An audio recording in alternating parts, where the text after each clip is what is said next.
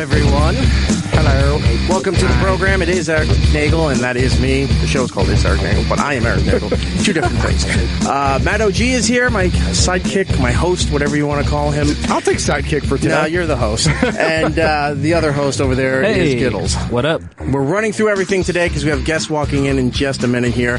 So let's fly through everything and then explain what's going on. Sure. 866-969-1969 is the phone number. We're going to have the cast and the showrunner from 12 Monkeys. That's right. On Sci-Fi. They're going to be in here in just a second. So if you're a fan of that, call in. You can ask questions. Yeah. It's rare we get guests at this time of the day, especially of the week, too. Friday. Cherish it. So this is going to be fun. Later in the program, Rose MacGyver. Nice. MacGyver. She returns. MacGyver, yes. She returns for Season 2, the big finale for iZombie. And also, we're going to speak to Ashley Green, who's in a brand new show called Rogue on DirecTV. Very cool. You may know her from a little franchise called Twilight. Yes. She was in everything. I've heard of that. I've heard of that. We'll see if she comes in and if she sparkles or glows or whatever those vampires do. And I think this is everybody here. They're coming in. Hey. Hello. How are you? Hello. Hello. Come on in. Take a seat. Thanks. I should turn it on. Turn my phone off. Oh, yeah. We're not that professional in outfit. You can just All answer. right. Yeah. Go ahead and tweet while you're at it. We're making some serious considerations like AMC. We may allow texting in the studio. Nice. Yes, but Negan cannot say the F word. No, that's right. That's where we draw the line. He physically can't say it. It's like a Jim Carrey movie where he was cursed to not be able to say it. Or like when Fonzie tries to admit that he's wrong. You got a Doctor Who shirt and you have a Han Solo shirt. I think you We're guys a are good my company. best friends. Yes. All right. Oh, Do we you have see my some- shirt? very good I'm wearing. company. I have that shirt. I almost wore that today. No, really? Thank God I didn't. I know that would have been embarrassing. we I would have. carry my nerddom on me on my arms. How do I? Nice. My arm There's so bag. much to get into with all of you. No idea. See, I almost had that other Bill and Ted shirt, but I went for this Bill and Ted shirt. That's a good one. Oh, we're both you know wearing- what? I thought that was a TARDIS. Nope, this is But he is a it's huge Bill and Doctor Ted. Who fan, so you would have been okay I with can't that. believe we're both wearing Bill and Ted shirts. That's so great. Somebody subscribes to Loot Crate or Nerdblog? I don't Probably either. neither. This is Terry got me this I got shirt. that for her, yeah. Because, All right, so somebody has Loot Crate or Nerdblog and just gave it to you. yes. That's right. Let's go around the room and tell everybody who is here from 12 Monkeys on Sci-Fi. We have Emily Hampshire, who we've talked to you before at New York Comic Con, right before 12 Monkeys was about to start. Oh my God! Yeah. Yeah. Oh, so now you've invited me to your house. I know. It's very cozy, isn't Yeah. it? No, Your I desk love is these TARDIS blue. chairs. Right. Well, that's The room is TARDIS blue. You're seeing It a is. theme here. I don't even know what TARDIS is, but anyways, okay. Doctor get there. Who. We'll get you into it. Don't worry about it. Todd Stashwick is Hello. here. And also the showrunner, Terry. Now, I'm going to have a problem saying your last name. Let me Is it just jump ahead and Metalis. Metalis. Okay. Because Metalalas. Yeah. No, it's not. That sounds way cooler. That sounds like I'm a Transformer. That's like Xena's At least battle cry. a Decepticon, at least. Well, let's start with the reason why you're here, and then we'll get into all the other cool things that you guys do. 12 Monkeys on Sci-Fi. Season 2 is about to start.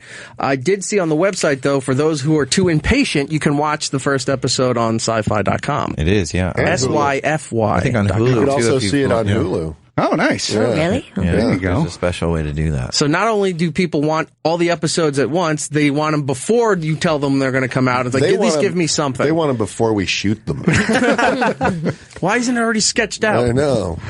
So we have that. For those of you who are going to watch on television, Season 2 premieres Monday, April 18th at 9 p.m. on the Sci-Fi Network. Sci-Fi. Very excited about this. Can we start where we left off with Season 1? I don't care if this is a spoiler for anybody. We're starting Season 2. So let's Yeah. go see Season 1. It's on iTunes. It's on Amazon Prime, on demand. On Hulu. And On Hulu. If you feel like you want to catch up sci-fi.com also has a 6-minute season 1 recap. Is that, those guys were Well, there's the Fine Brothers. The Fine Brothers did this amazing did it in thing. 6 seconds. They narrated the whole 7 thing. minutes. Yeah. They did all of season 1 in 7 minutes, and the guys don't even take a breath. Yeah, it is. It's really entertaining. That's insane. That's on YouTube. You can look at that. But then there is there's a sci-fi version too with images and all that one. So where did we leave off with Season 1 here? Can we give everybody a Sure. little refresher course as to what they're getting into? Yeah, well, I think when we last left our main Our heroes. time traveling duo, which is James Cole, is separated. Aaron Stanford. Aaron Stanford, was separated from Cassie Rayleigh, Dr. Cassie Rayleigh, who is now in the future, in the year 2043. And in the future, unfortunately, has been taken over by a group called the Messengers, a faction of the army of the 12 Monkeys who seem to want the time machine. What else? Deacon is there. Our Deacon. Sociopathic Han Solo is there, who's brought this cabal into the temporal facility, and Jennifer Goines is On a plane about to spread the virus around the world. exactly. So she has that. I think that's You got that the going for you. that's where we leave off. Right, now It's true. let's ruin season 2 for everybody and tell them everything that's going to happen. Let's start with Jon Snow is alive. Exactly. let's start with the characters here. Jennifer has some great lines that you actually have to hit pause, rewind, and realize what it is that she said. She throws in just pop culture references, and then all of a sudden later it's actually a direct line to what was going to happen later on with anything involving her. Yes.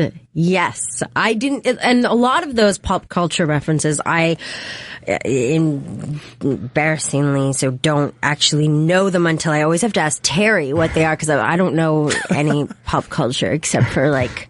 It's a Making a show murderer. written by geeks for geeks.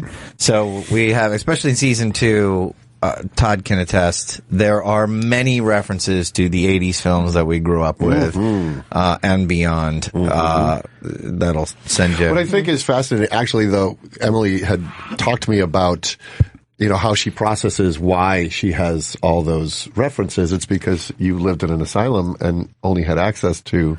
Well, I think that's of great. Jennifer, that her kind of upbringing, aside from her father, was parked by in front of a TV. Yeah, the movies, and I think she sees a lot of her life like a movie.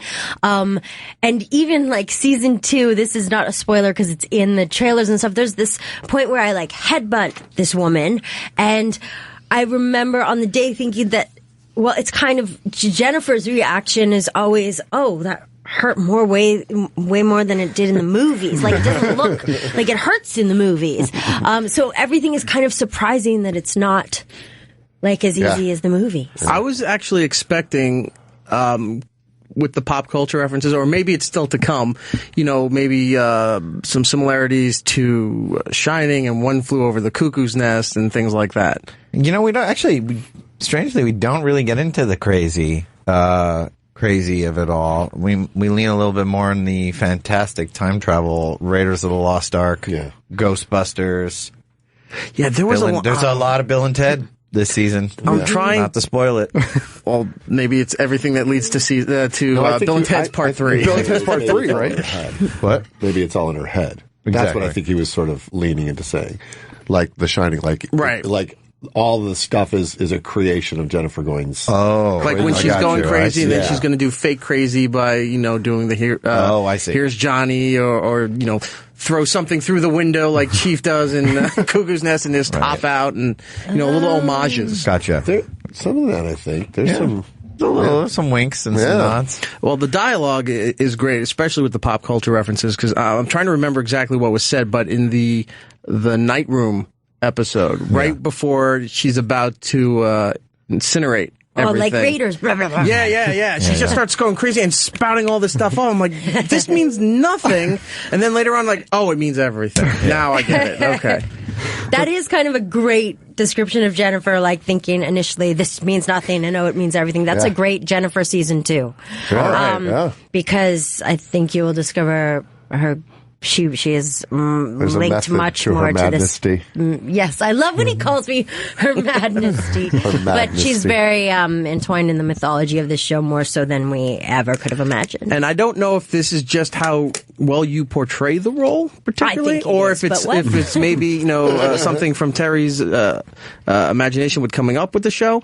But sometimes with Jennifer, it comes off a lot like is it Ali Sheedy from Breakfast Club, the crazy one, right? There's a lot of moments where you just see the look or the way the hair's gone. I'm like, that looks like Breakfast Club. That's like this is funny. what she would do now. I do get a lot.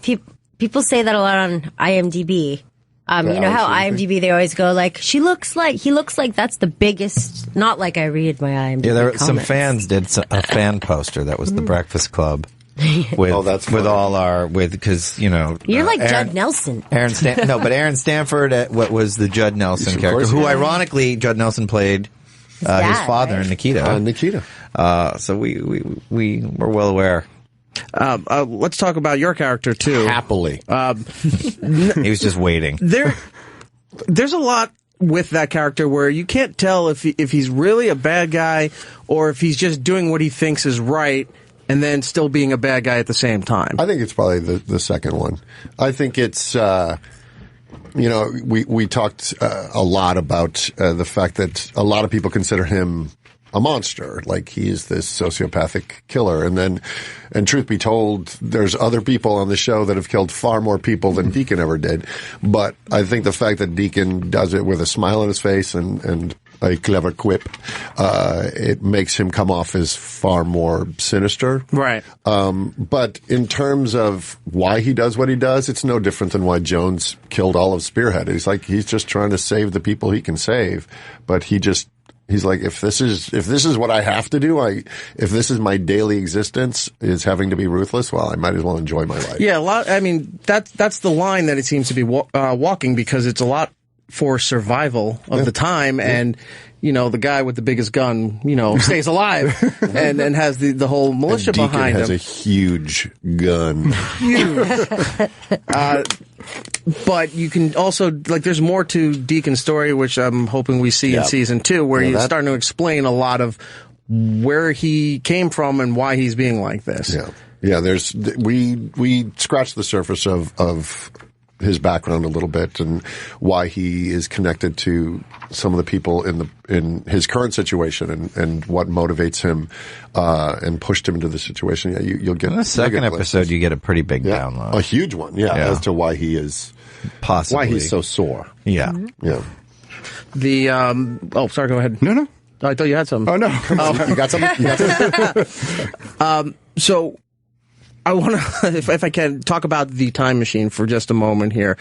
Did you have a lot of input with the design and the concept of this machine, as far as making it different from the whole movie thing? It was really came out of the head of Ruth Amon, our production designer, from the pilot, and in the room, and that temporal facility was designed by John Mott. So we had two very talented production designers, but we obviously leaned a bit towards the particle accelerator of it all, with a bit of else of other things. Because watching this, and every time you bring somebody back, it has a very Quantum Leap feel. Yeah, like that. If you dangerous remember, Quantum Leap. Yeah, like if you remember, might not a work. nosebleedy Quantum Leap feel. If you remember in the intro to Quantum Leap, that where he stands there and blue a lot of wind. Yeah, that blue laser hits down and then he's gone, and that's how they try to retrieve Sam him. Beckett stepped into. Except you guys figured out how to get him back. Right, we got him back. Doesn't work all the time, but most of the time you get him back. It's all about the chair. I love these chairs. Yeah, I know. Sorry. They're good for your posture. Anything that's swivel. Really ergonomic. Yeah, good for really good for the posture. But that chair is not comfortable, the time chair. You've all taken it's turns. Because I sit on it we at all lunch. have taken turns. We've We all taken try to go in the it. time chair. Sit in it.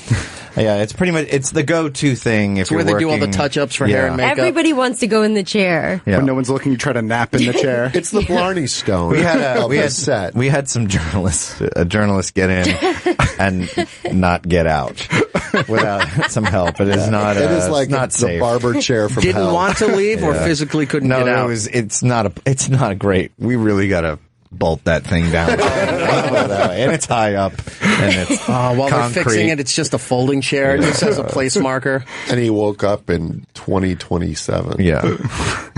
This show was, I plowed through everything. I saw it during the first run, but when I knew you guys were coming, I was like, you know what? I got to do a refresher. Bless you. Well, thank you. Went and bought the entire season off iTunes. Oh, nice. And plowed through everything here and picked up on some stuff that I forgot about, like the Red Forest episode was so trippy. Yeah. There's a lot more of that. Yeah. That's the beginning of what it's really all about. Okay. That's when you took drugs. When we were looking at the show, acid, everyone. we had a lot of weed. Room. Yeah. The Red Force is all now. Lick the toad. We basically had always known that this show had to be more than just a plague show where you're running around from lab to lab looking for a virus, and that the Army of the 12 Monkeys needed to be connected to time travel in some way and have their own agenda. And so that definitely plays a major part in season 2.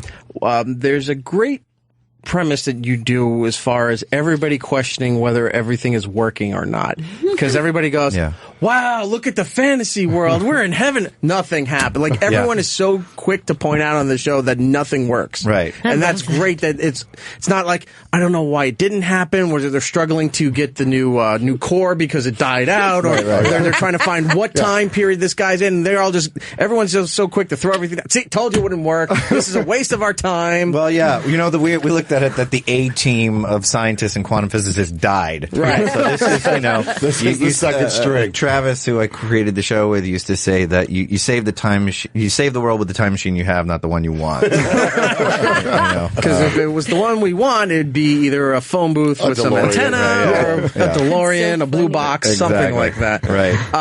To get this show done, I mean, it was 10 years after the original movie that Terry Gilliam made. One, did you get his blessing before going through with all of this? The first blessing we went to get was Chris Marker, who made La Jetée, which 12 Monkeys is based on, the original short film. So that was the first one. And then the second one, of course, was David and Janet Peoples, who wrote 12 Monkeys. And many people remember 12 Monkeys, but that is a masterful script, that screenplay. That was first. And then Terry was, in fact, notified, I mean, obviously, that this was going to be going ahead. We made it with the original producers, Chuck Roven and Richard Suckle at Atlas. That's great. It was the original people. So, so Terry was aware, So, all right, so you get I didn't realize there were so many people on the line to get the approval of. Yeah. So you get all this done, and then now it's, Sci-Fi picks this up, and what were the restraints or the restrictions as far as developing this show? Well, I wouldn't say there were many restraints from the network or the studio. I mean, obviously there was concern that people would understand time travel, but it's one of my favorite films of all time, and so we did sit down and say, do we want to do the Terry Gilliam aesthetic, or do we go our own way? And ultimately, we felt as though it would be insulting to try and do Terry's thing. Right. That we had to be our own. The show had to change. The show had to open up. So we went another way. There was a lot of feeling of the movie, I guess, as a place to start in the first episode. Yeah. And then going, okay, we laid the groundwork, we acknowledge, and now we're moving on. We continue. In season 2, there are many, many nods. Oh, really? If you've got a good eye and a good ear. Bruce Willis is just sitting in a restaurant somewhere. But Madeline Stowe. We have Madeline Stowe in the show this season. And if you have a good ear, you may recognize some music.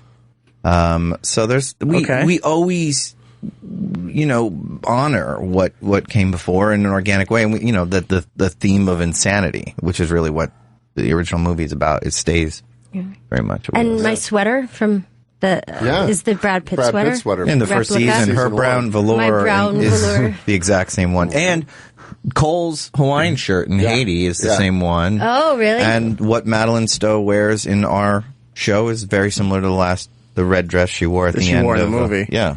That's so great that you get to weave some of this old stuff into the current show without ruining the image and the history of the movie, that you want to do this and that they allow you to do this, and that you have the opportunity, that people want to come back. Like you said, Madeline Stowe's coming in there. She wants to come back and be a part of it. Yeah. Because sometimes people do these movies where 12 Monkeys is a great movie, but it wasn't like this mega sci-fi blockbuster that people are used to now. True, but I mean, to the fans, I mean, it's a cult classic. It's a classic. And there was a lot of people who were like, am I allowed to curse on this? Yeah, go ahead. Fuck you guys for even going here. And to be honest with you, we were too. When we first sat down with Atlas and they're like, would you consider doing 12 Monkeys a TV show? We were like, oh God, that's daunting. It is daunting because it is such a classic. But I think the best thing is that the naysayer, like the people who didn't want you or anyone to redo 12 Monkeys into a TV show because they loved the movie so much, then watched it. You see this on Twitter all the time, and they're like, we have to admit, it's actually amazing. And some of them even like it better than the movie. And like you always say, it doesn't erase the original, right? Yeah, it doesn't like... Well, the other thing is, it was already a remake. I mean, like it was based off this. Right. So it's like, it's just another interpretation of a great story. Of a great story. Yeah. And obviously the network's happy with it now that that's important. You got the fan base on board for those who, like you said, were skeptical, and then they're giving you the thumbs up. So it's just full steam ahead. Skeptical. Yeah. That's the word I well, the was fascinating looking thing is very much in the pilot of season 1, you kind of go through and hit main beats from the original film, and then within the first act, within the first 5 minutes, and then it really stakes its own ground. That was something and creates its own mythology. Madeline really, when she saw the pilot, she was like, "I love that my entire character's arc is in the first 5 minutes of your show." Yeah, because it takes her Madeline, Catherine Rayleigh's character, it takes a long time for her to accept the fact he is the time traveler. And it's really not until she's like, you do that in the first 5 minutes. Yeah. So that is, it's the movie's obviously very important. And we care a lot about the fan, and all, you know, Todd and I are probably hardcore nerds, and we'll have, sidebars on something. Do you think we've gone too far? Do you think we haven't gone far enough? You know, because you can never know the audience. Yes, you can never go too far. But we go pretty far this season, let me tell you. Yeah. The good thing about nerds is they hate you when they can smell that you don't respect the source material, but you clearly respect it. And so that's probably... That's probably very helpful. They could smell it, and so they know. Can tell that you love it as much as they do. And they keep you on your toes. Like the fans know way more than we know about the material. Like they're really watching every move, and so you always keep because time travel. Remember when you did this in episode 2? Yeah. No, we're in the middle of season 2. I can't even remember yesterday. I can't remember breakfast some days. Yeah. But so you have to keep your game up. Hey, what's going on, guys? I'm hiding in the back corner over here. Back corner. Oh, you got snacks. I do have snacks. Would you like a pretzel? Are you allowed to eat pretzels on the Yes. air? Yeah, totally. Go for it. Yes. No, but the sound, isn't that annoying? We don't delicious. care. I work on a morning show, the Opie and Jimmy show, which is the channel and everything. We're eating breakfast by 7:30, 8 a.m. We're drinking coffee, eating eggs. I want to work here. Yeah. It's pretty nice. amazing. We're feeding to 2 countries, so all of Canada and America and North America, Oh, the United Canada. States can hear us. We're feeding eating pretzels. Yes. But what was your question? Oh, no, I was going to say, so the show primarily goes around 30 years into the future or so. How far into the future and how far into the past are you willing to go? Is there going to be a weird twist at the end of season 2 where they're like, we got 200 years in the future by accident, sentient cat people said we needed the virus. Is there any weird twist like that going to happen? There is a really big twist. Okay. That we've been promising. It all takes place on a snowflake. Yeah. What is this, St. Elsewhere? But season 2, Can't believe you just let the whole thing out. Jesus. but season 2, we actually use the time machine to its full capacity. Yeah, we go to the 1940s, the 1950s, the 60s, the 70s. Yeah. We do Yeah. span the time stream. Yeah, it's nice. Well, I want to get to a couple other things, but let's get the plug out again. Hold on, before you do, I want to know what your favorite episode was. You know what? I really liked Night Room because you thought a lot more was going to happen in certain parts and didn't, and then other parts you didn't think stuff was going to happen, and all of a sudden, they showed up, they're right there when you thought they left the building. Right. But I will point out, the way you guys did the fire to ignite the lab, it was a waterfall of fire, the way this effect was. Yeah. Fire's just flowing down and torching everything, and it didn't look bad. Sometimes if you're not using movie quality CGI, sometimes fire layers don't, match up well, and you can see it kind of matted. It was great. And then at the end, when there's just not even full skeletons, just partial skeletons that are just smoldering, and they kick one and they turn to dust. All the money is on the screen. Yeah, with the night room was good, and I think like I said, the Red Forest. Just when they're saying you're in a red forest, there's very tall grass, and then it starts fading into the trippy made of cedar and pine. then you just see the whole forest turn this vivid red, like the color just really kicks your ass while you're looking at it. Up with the red forest. That is what season 2 is about. Okay, Watch good. Stone.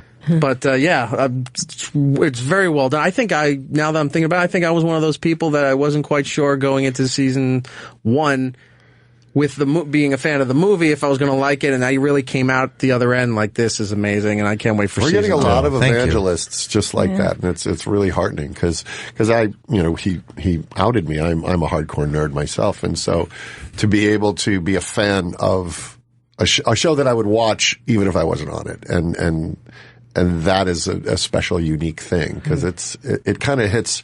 We were saying yesterday, it's a horror movie. Sometimes it's an action thriller. It's a conspiracy movie. It's sci-fi. It's a love story. It hits all these great beats. And then I'm going to just describe him. The gentleman in the black hat. Oh, that's Tom Noonan. Yes, we call him the Pallid Man. The Pallid Man. Yes. When his character shows up, it looks like every kind of conspiracy movie you can think of. It's just the guy in the black coat with the black hat, pale white. Yeah. Whistling. You know there's problems. He's a little bit of the guy from Poltergeist 2. They're gonna die in there. He's going to start peeling his face off in the mirror. He's been a long-time fan of Tom, and we wrote that character as a Tom Noonan type.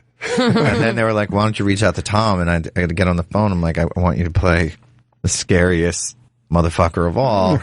And he's very soft-spoken, and he talks like this, and like... There's not much action with him, which makes it terrifying. He says, to me, I see him as an angel. And I was like, please do this. Please do this part. That'd be great if you said, yeah, we decided to go with somebody else. I can't do me. Right.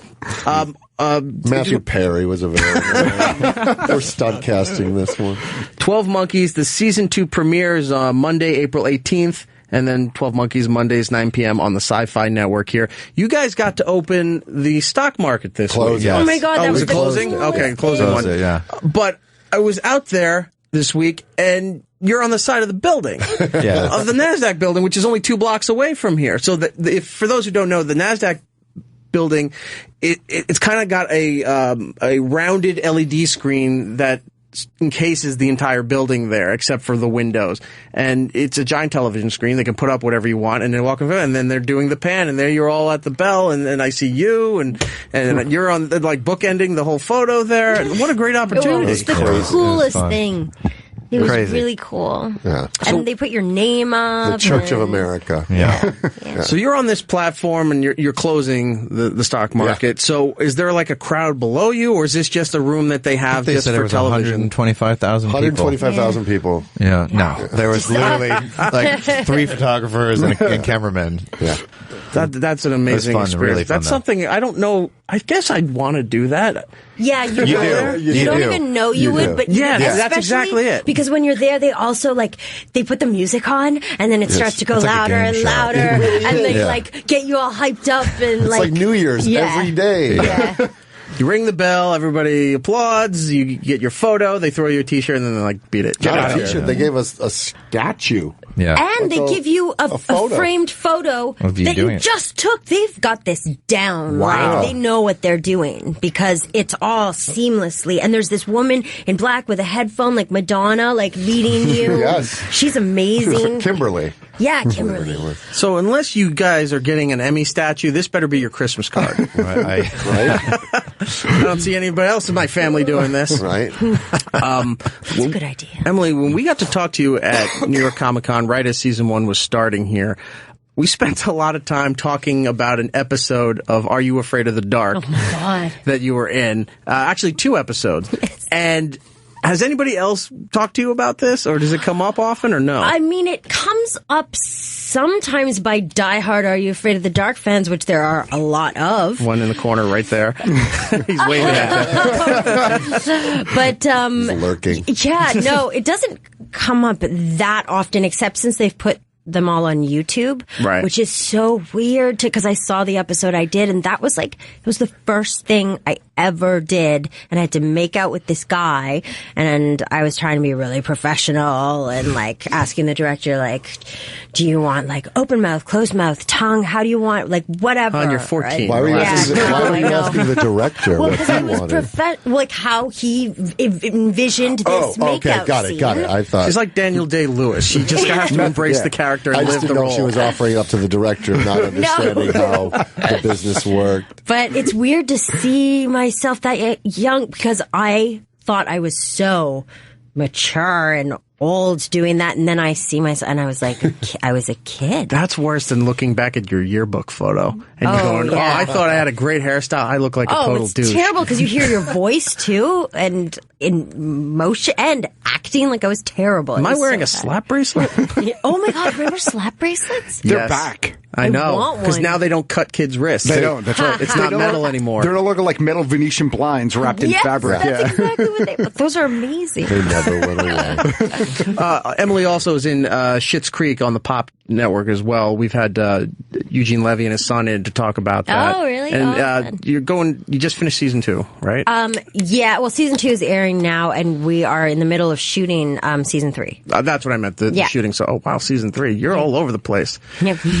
I do want to talk to Todd. Okay. Because you were in Gotham. I was. You were I guess it was The Mask is the name of the villain? Yes. Right? But Richard was the character, right? Yeah. That's awesome to be part of that. You have no especially idea. if you're that geeked out to be part of the Batman culture. You have no idea. That's my guy. Yeah. Black Mask is a pretty cool villain. So It didn't stink. Yeah. It was one of the. I've had a few of those moments in my career where I just kind of, it's out of body.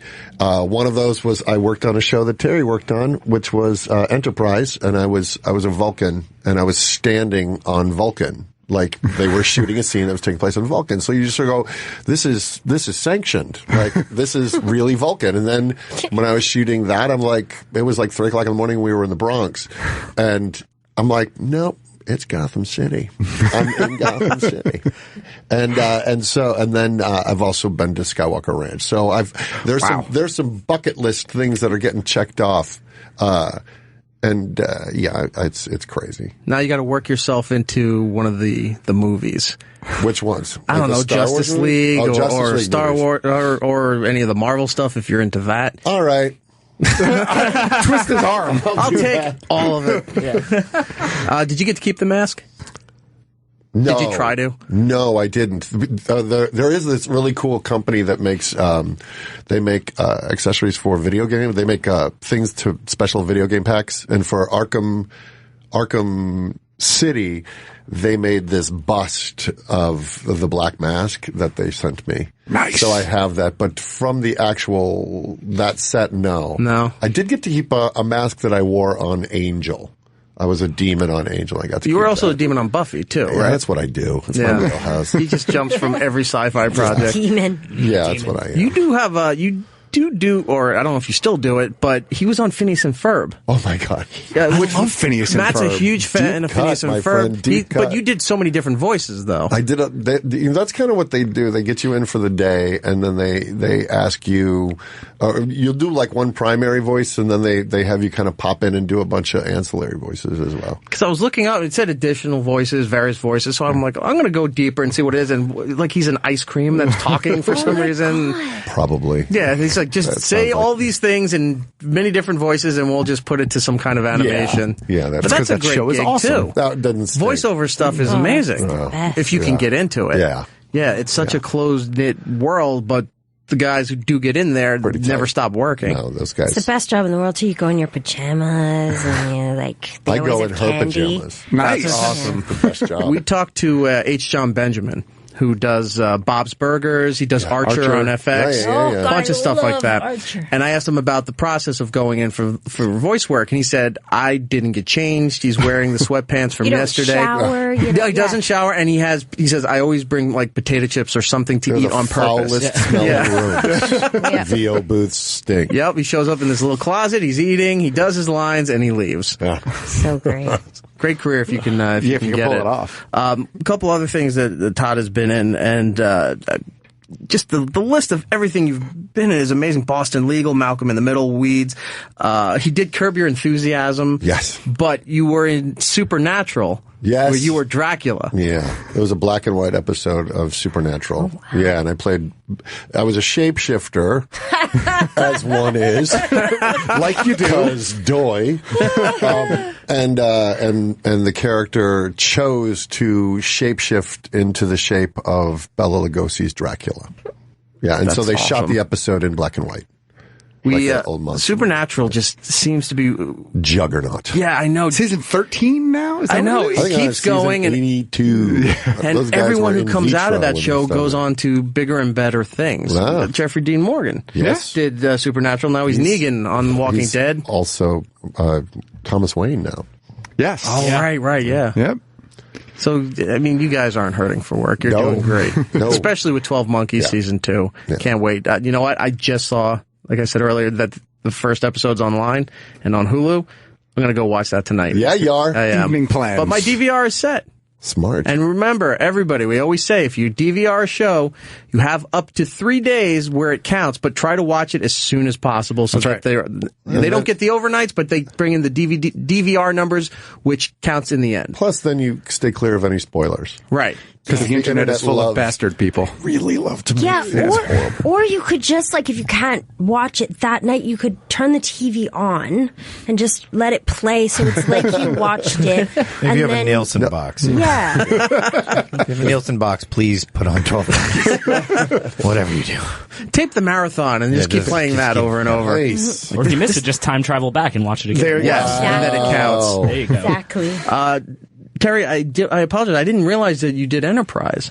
Oh, well, I was a kid. I was an assistant. He was 12. I was assistant like Doogie Howser. To the showrunner at the time, and I would cut my teeth on writing some stories with some of the writers. How fun is it to work on a Star Trek property? Well, if you grow up with Star Trek like I did, it was amazing. Yeah, I came out. That's the Scott Bakula one. Yeah, but at that time, right before that, I worked on Voyager, and they were shooting the movies, the Next Generation movies. So I remember, like, right out of college, I was a PA, and I was on the bridge with Captain Picard. I mean, the entire cast, Riker, Worf, and makeup on the Enterprise E, and and those sets are completely enclosed. So you are on the bridge. Yeah. Do you want to talk about of a starship? All right, forget NASDAQ. That's your Christmas card. It was. I have a few of those. Christmas card would be, do you want to talk about the time you wore the Star Trek onesie and you were an extra?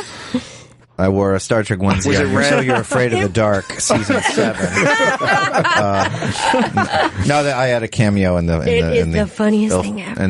He's wearing the onesie right now. The last episode of Enterprise. I would be. That's your Superman outfit. You go and rip off your clothes. Yeah. There you go. Was it a red ensign? It was. It was. Literally the turbo lift opens up, and it was the finale of Enterprise, and they had Riker and Troy on, and the turbo lift's on. And I walk past Troy, and she smiles at me, and I kind of shyly look away because it's Troy. And her outfit is very form-fitting. It's pointing out. And I had grown up watching Troy, and we all madly did, in love sir. with her. Why did you by the way, do air quotes when you said grown? That is not an outfit that it will reveal your excitement. Yes. By walking by Troy. So just don't look at her. Don't look her in the eyes. Set to stun. Yeah. Captain on board. Yeah. But that's a great experience, especially getting right out of college too, to be a PA on such a huge franchise. Yeah, it was amazing. But unfortunately, that show didn't last too long because some weird thing where I don't know if it was just too much Star Trek that it started to there was a Star Trek fatigue. Out. There was a franchise fatigue. I think that would happen. There was two shows on the air, Deep Space Nine and Voyager, and then it went into Enterprise. And I don't think Enterprise quite was what everybody had hoped, and it was time for a break. That was UPN, right? UPN, yeah. That was one of the staples for when they launched the UPN network. Was Enterprise. That's right. But it's still great experience to jump on something like that and then look at all the doors and that it opened for you. It was a blast. Yeah. So 12 Monkeys is a big success. Season 2. Monday, April 18th, and then it's Mondays, 9 p.m. on Sci-Fi. Please set your DVRs. Please. And, guys, thank you so much for coming yeah. in here and spending all this time, especially on a Friday. Thank I you. really appreciate it. Chairs, like, seriously, I'd come back anytime. Just for the Take chairs. it home. Yeah. This company makes billions. There's more. There's a room just full of chairs. Help yourself. Can I have a chair, Eric? No. Oh. You get a chair. And you get a chair. Todd Stashwick. Yes. He's Todd Stashwick on Twitter. Emily Hampshire, but you got to put the underscore at the end because some dorky girl has the real name and has Some amazing girl. Dorky, poor Emily Hampshire, wherever she is. She's getting hate tweets. Yeah. Give Emily Hampshire the Emily Hampshire tag. She's got her head shot up, crossed out in lipstick. And then Terry Matalas, right? That's me. MATALAS on Twitter. Yep. Shoot them some love, especially when the episode is coming on air. Are you guys live tweeting during the episode? Without a doubt. Okay, good. Because that's been a great thing with social media. It's like a live studio audience. Right. It That really a lot is. of shows It's now great. are just Do you distract have their people from looking at the screen? That's right. So they missed But it's already which on, so causes it them counts to towards Nielsen. review it. Right. Yeah. But they have it on their DVR, so they just go back to watch it immediately Exactly. afterwards. My favorite is when actors and actresses are live tweeting their shows and they act like they don't know what's coming on. It's like, what's going to happen? It's like, you know. It's like, I didn't know I died in this episode. What? You did. I die like Poochie on The Simpsons. It's just like, doo-doo-doo-doo. Poochie died on his way back to his home planet. Thank you guys so much. Come back the next time you're in New York, whether it's for 12 Monkeys or any other projects that you're working on. But Thanks. thank you guys for coming in. Thank you. We're going to take a break. When we come back, we'll catch up with Matt and Giddles, talk a little bit, and then after that, Rose McIver Nice. from iZombie on the CW will be here, and we'll talk to her. Huzzah. Be right back. Run away with me to another place. And we rely on each other. From one corner to another. Some gospel.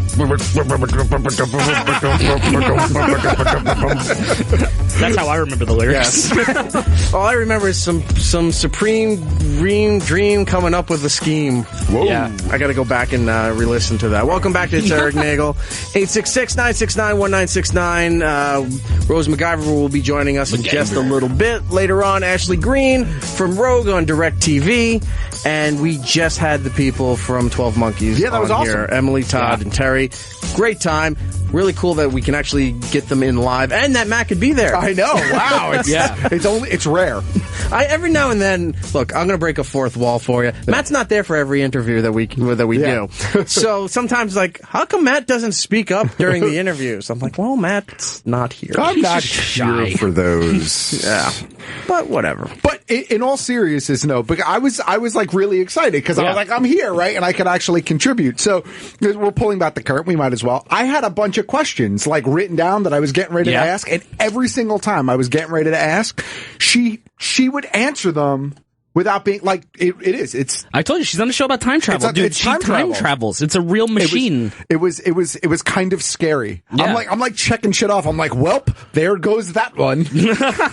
She travels back to Are You Afraid of the Dark, punches a kid in the face, and like comes back.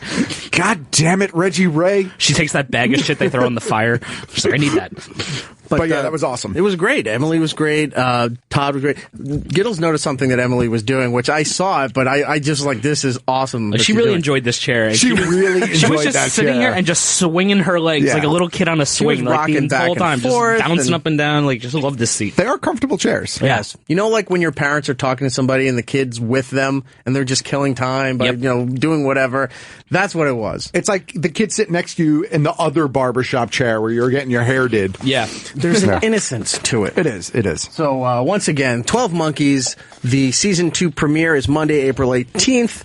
It's Mondays, 9 p.m. going forward on the Sci-Fi Network. If you can't wait for that, the first episode is up on Hulu and sci-fi.com.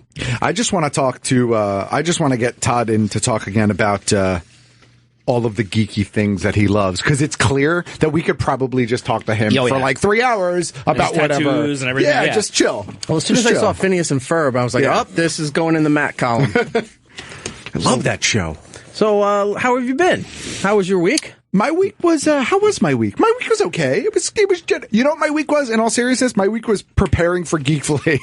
Right. Yeah. It's just getting shit together. Yeah, just like getting together. I've got like 10 bins of stuff, and it's just like sorting it out and coming up with prices in my brain like I do. So do you have like a list of things where you're like, this is probably going to go right away, this is probably going to go like later, or is it just you just kind of feel like it?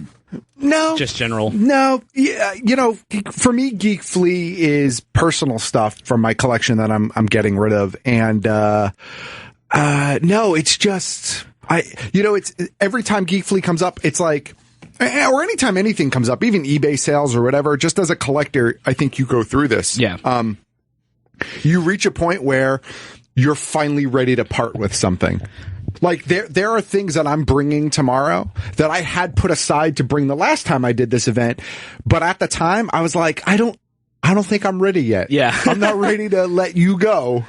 And this time around, I was like, no, you gotta go. No, so it's more like your wife is, get it out of this house.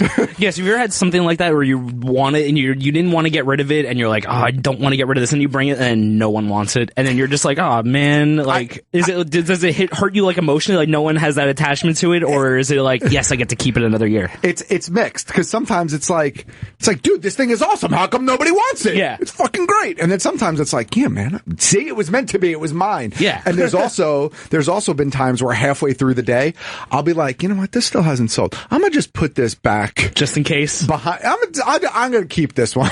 So tomorrow's gonna be a shit show, but it'll be fun. Are you gonna leave with less stuff than you showed up with? I always leave with less stuff than I show up with. So that is always my goal. If I show up with 6 Tupperwares, my goal is to go home with 3. I went to the Geek Flea Market last year and all I bought was a box of records. Yeah, that was a big box of records though. Yeah. That sat at my place for weeks until Giddles could get it home. Yeah. Yep, that was it. These things happen. How many of those records do you still have? I threw out about 20 of them last week because there was a lot of like Johnny Mathis Christmas albums that I didn't want, but I wanted to like pick through and get the Santana and the Dolly Parton albums and like all that stuff through it. So it was worth it to like dig through it. Yeah. Well, I'll be a part of it tomorrow. Yes. The information is up on It's Erik Nagel on Twitter there for the Geek Flea Market in Kearney, New Jersey. It's on our Facebook page too. It'll be, there you go.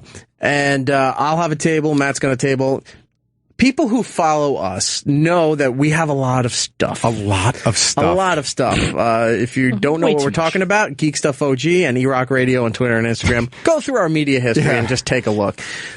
Lots of stuff, and you get to a point when you collect things. It's not hoarding, but when you collect things, it's borderline hoarding. It's borderline, but it's not officially it's hoarding. It's classy hoarding. It's like hoarding where you're not afraid to hide it. Yeah, you can resell this stuff. You can't resell, newspapers and wire hangers. Yeah. So we have all these things that we got to clear out and either make room for new collections or just be like, I've had enough of this stuff. I need to walk around my basement. You know what one of the major differences between this or what we do and hoarding? Hoarding sounds creepy when you hear about it. And then when you see it, you're like, yep, this is fucking creepy. It's creepy. Right? Collecting, the way I collect, the way E-Rock collects, is creepy to some people when they hear about it. They're like, I don't get it. And then I have them over to the house, and I bring them up to my office where I have my collection, and you never see them again. Yeah, exactly. And then you kill them. That's it. I kill them. You sacrifice them to the altar. Well, Learn to love Superman. I take their souls and I put it into a figure, and then I store it on the shelf. That's a great idea a great for movie. premise. Right? So there you go. We got to make this. Funko could finance it. They could. All the, when they sell the blank pops. Yep. Where you can draw yourself. See? Just as long as it goes into one of the Dorbs ones, so it's just smiling while strangling you. But then I bring them up to the room and I have it all lit and it's all organized and it's by genres and things like that. And no one ever goes up there and is like, you're fucking creepy. They're like, wow, this is actually kind of impressive. Like, oh my God, I love the Muppets. Or, oh wow, I really love Transformers growing up. It hits you. Nostalgia smacks you in the face. And then it's like, okay. Well, I think like some of that stuff, it kind of like, I guess the toys don't freak me out as much as like when I would go to like someone's house as a kid and their mom would have like 50 porcelain dolls in the living room, and I would think of like the Talking Tina, Twilight Zone episode. It would freak me out. Like that kind of collecting terrifies me because I know it's just like precious moments and stuff. Or when they had like plates and spoons. Ugh, just eat with them. So I got spoons from every state. Yeah. So there's a big event in New York every year that's open to buyers and people looking to sell their things, but they also open it to the media, and it's called Toy Fair, and I've been going for probably 15 years.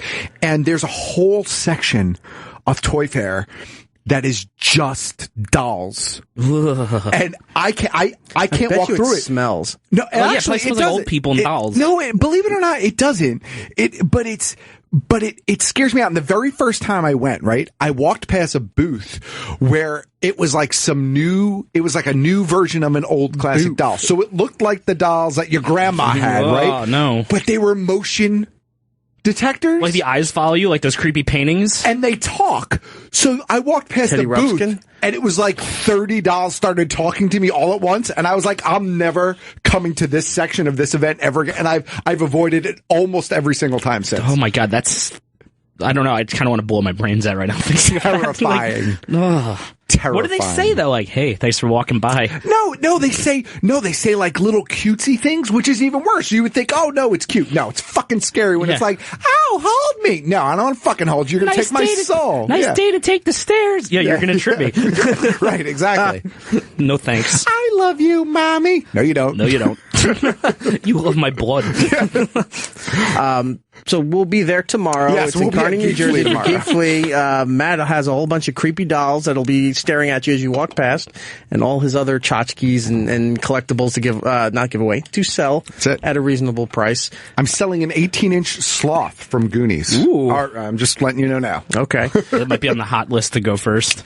And I'll have a bunch of stuff set up there, so come down and join us Hang if out. you want. And it's free, which is nice. So if you're local, there's no admission. You just walk in, you hang out, you get some good church lady food. The baked goods are that banging. food was good. Yeah, and then you buy some stuff. And there's a lot of I was looking at some of the vendors this time around. A lot of original art too this time around. That's so the thing nice. I liked last time when I went last year. Like the art stuff was really cool. The those metal like Star Wars like fireplace things that they had that you put the lights in. Those were really kind of cool. Like the 8-bit art stuff was really good. Do you know a friend of mine gifted to both. I thought he was going to ask you to say some MC Rhymes. Yes, MC he Rhymes. was. A very good friend of mine gifted Giddles, Eric, and myself a Rick and Morty print. Yeah, it's great. That he did. My friend Caesar from Victorian Ink in Elizabeth, New Jersey. He's a tattoo artist. He's going to be there tomorrow. He's got all sorts of prints and art and stuff like that that he's going to be selling. So was he the same guy who did the Stormtrooper magnets I bought last year? No, that was my friend Lou, and Lou is not going to be there, sadly, this his time stuff was around. great, too. Yeah, he's another guy, Lou Pimentel, another really cool guy. But yeah, so there's great stuff. Food, art, toys, collectibles, video games, etc. Yes, and you can come by and point and laugh if you want. If you want. I guess. So that's that. Yes. Next week, there's no show because I'm going to be in Austin with Opie and Jimmy as we broadcast live Friday and Saturday from the Austin Comedy Festival. I forgot if there's an official name for it. So, the Moon Tower. Information's up on Opie and Jimmy on Facebook, Twitter, all the usual spots. And it comes at a inconvenient time because I'm glad the show's traveling again and we're going to go out and do some stuff. I'm really happy about that. But next week we were supposed to do our Game of Thrones and Orphan Black, which are both returning. Right. And we can't do that. I can do that. Orphan Black came back last night. Yes, we'll just let you and Lewis can be here and you can do 3 hours together. All right, you heard it, Lewis. We're doing it. We'll do that with no problem. Exactly, right? Believe me. Why did I get written out of this? Am I Eric just blew you right by I'm not you. going to Austin. Yeah. All right. You want to do the show without me? We could talk about it. All right, maybe we'll work it out. We'll see what we can do. But in case that doesn't happen, there'll be a best of next week. But it will include interviews with the cast of Orphan Black. Sure. So look for that at the top of the show next Friday for season 4 of Orphan Black coming on BBC America. I think it was the other day. It just started. Orphan Black started last night. Oh, last night, yeah.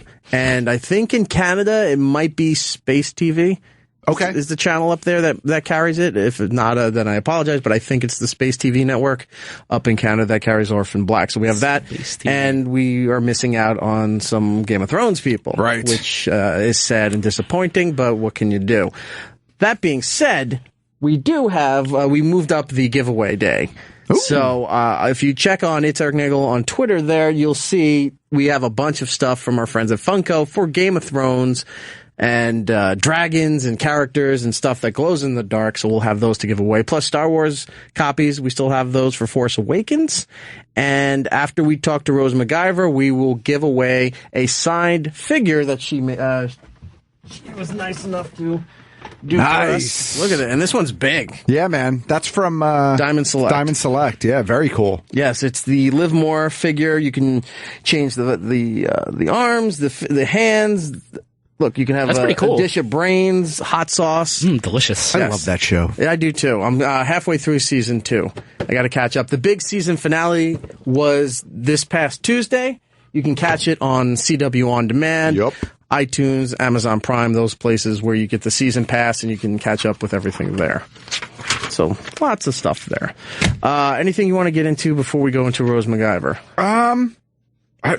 Do we have some time? I mean, how much time do we have? Well, tell me. I mean, if it's something that you want to spend some go a little in depth with, we'll wait till after. I do want to talk about the AMC texting in theaters. Oh my God, they came back with that fast. I know. They came back but fast. If that might be a long one. So why don't we go to Rose? All right, and we'll talk about that. Actually, you know what? Before we'll do AMC after Rose, but for right now, I want to talk to you.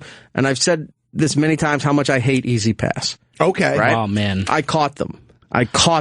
Oh, and no Easy Pass for them. Right. So it's been very well known, the Easy Pass system, through, I think, most of the East Coast, if for the rest of the country and Canada, if you don't know it. It's whatever your system is where you can fly through the tolls. It reads the little badge that's on your windshield and charges you the toll so you don't have to stop and pay for everything. Correct. Easy Pass is very notorious for...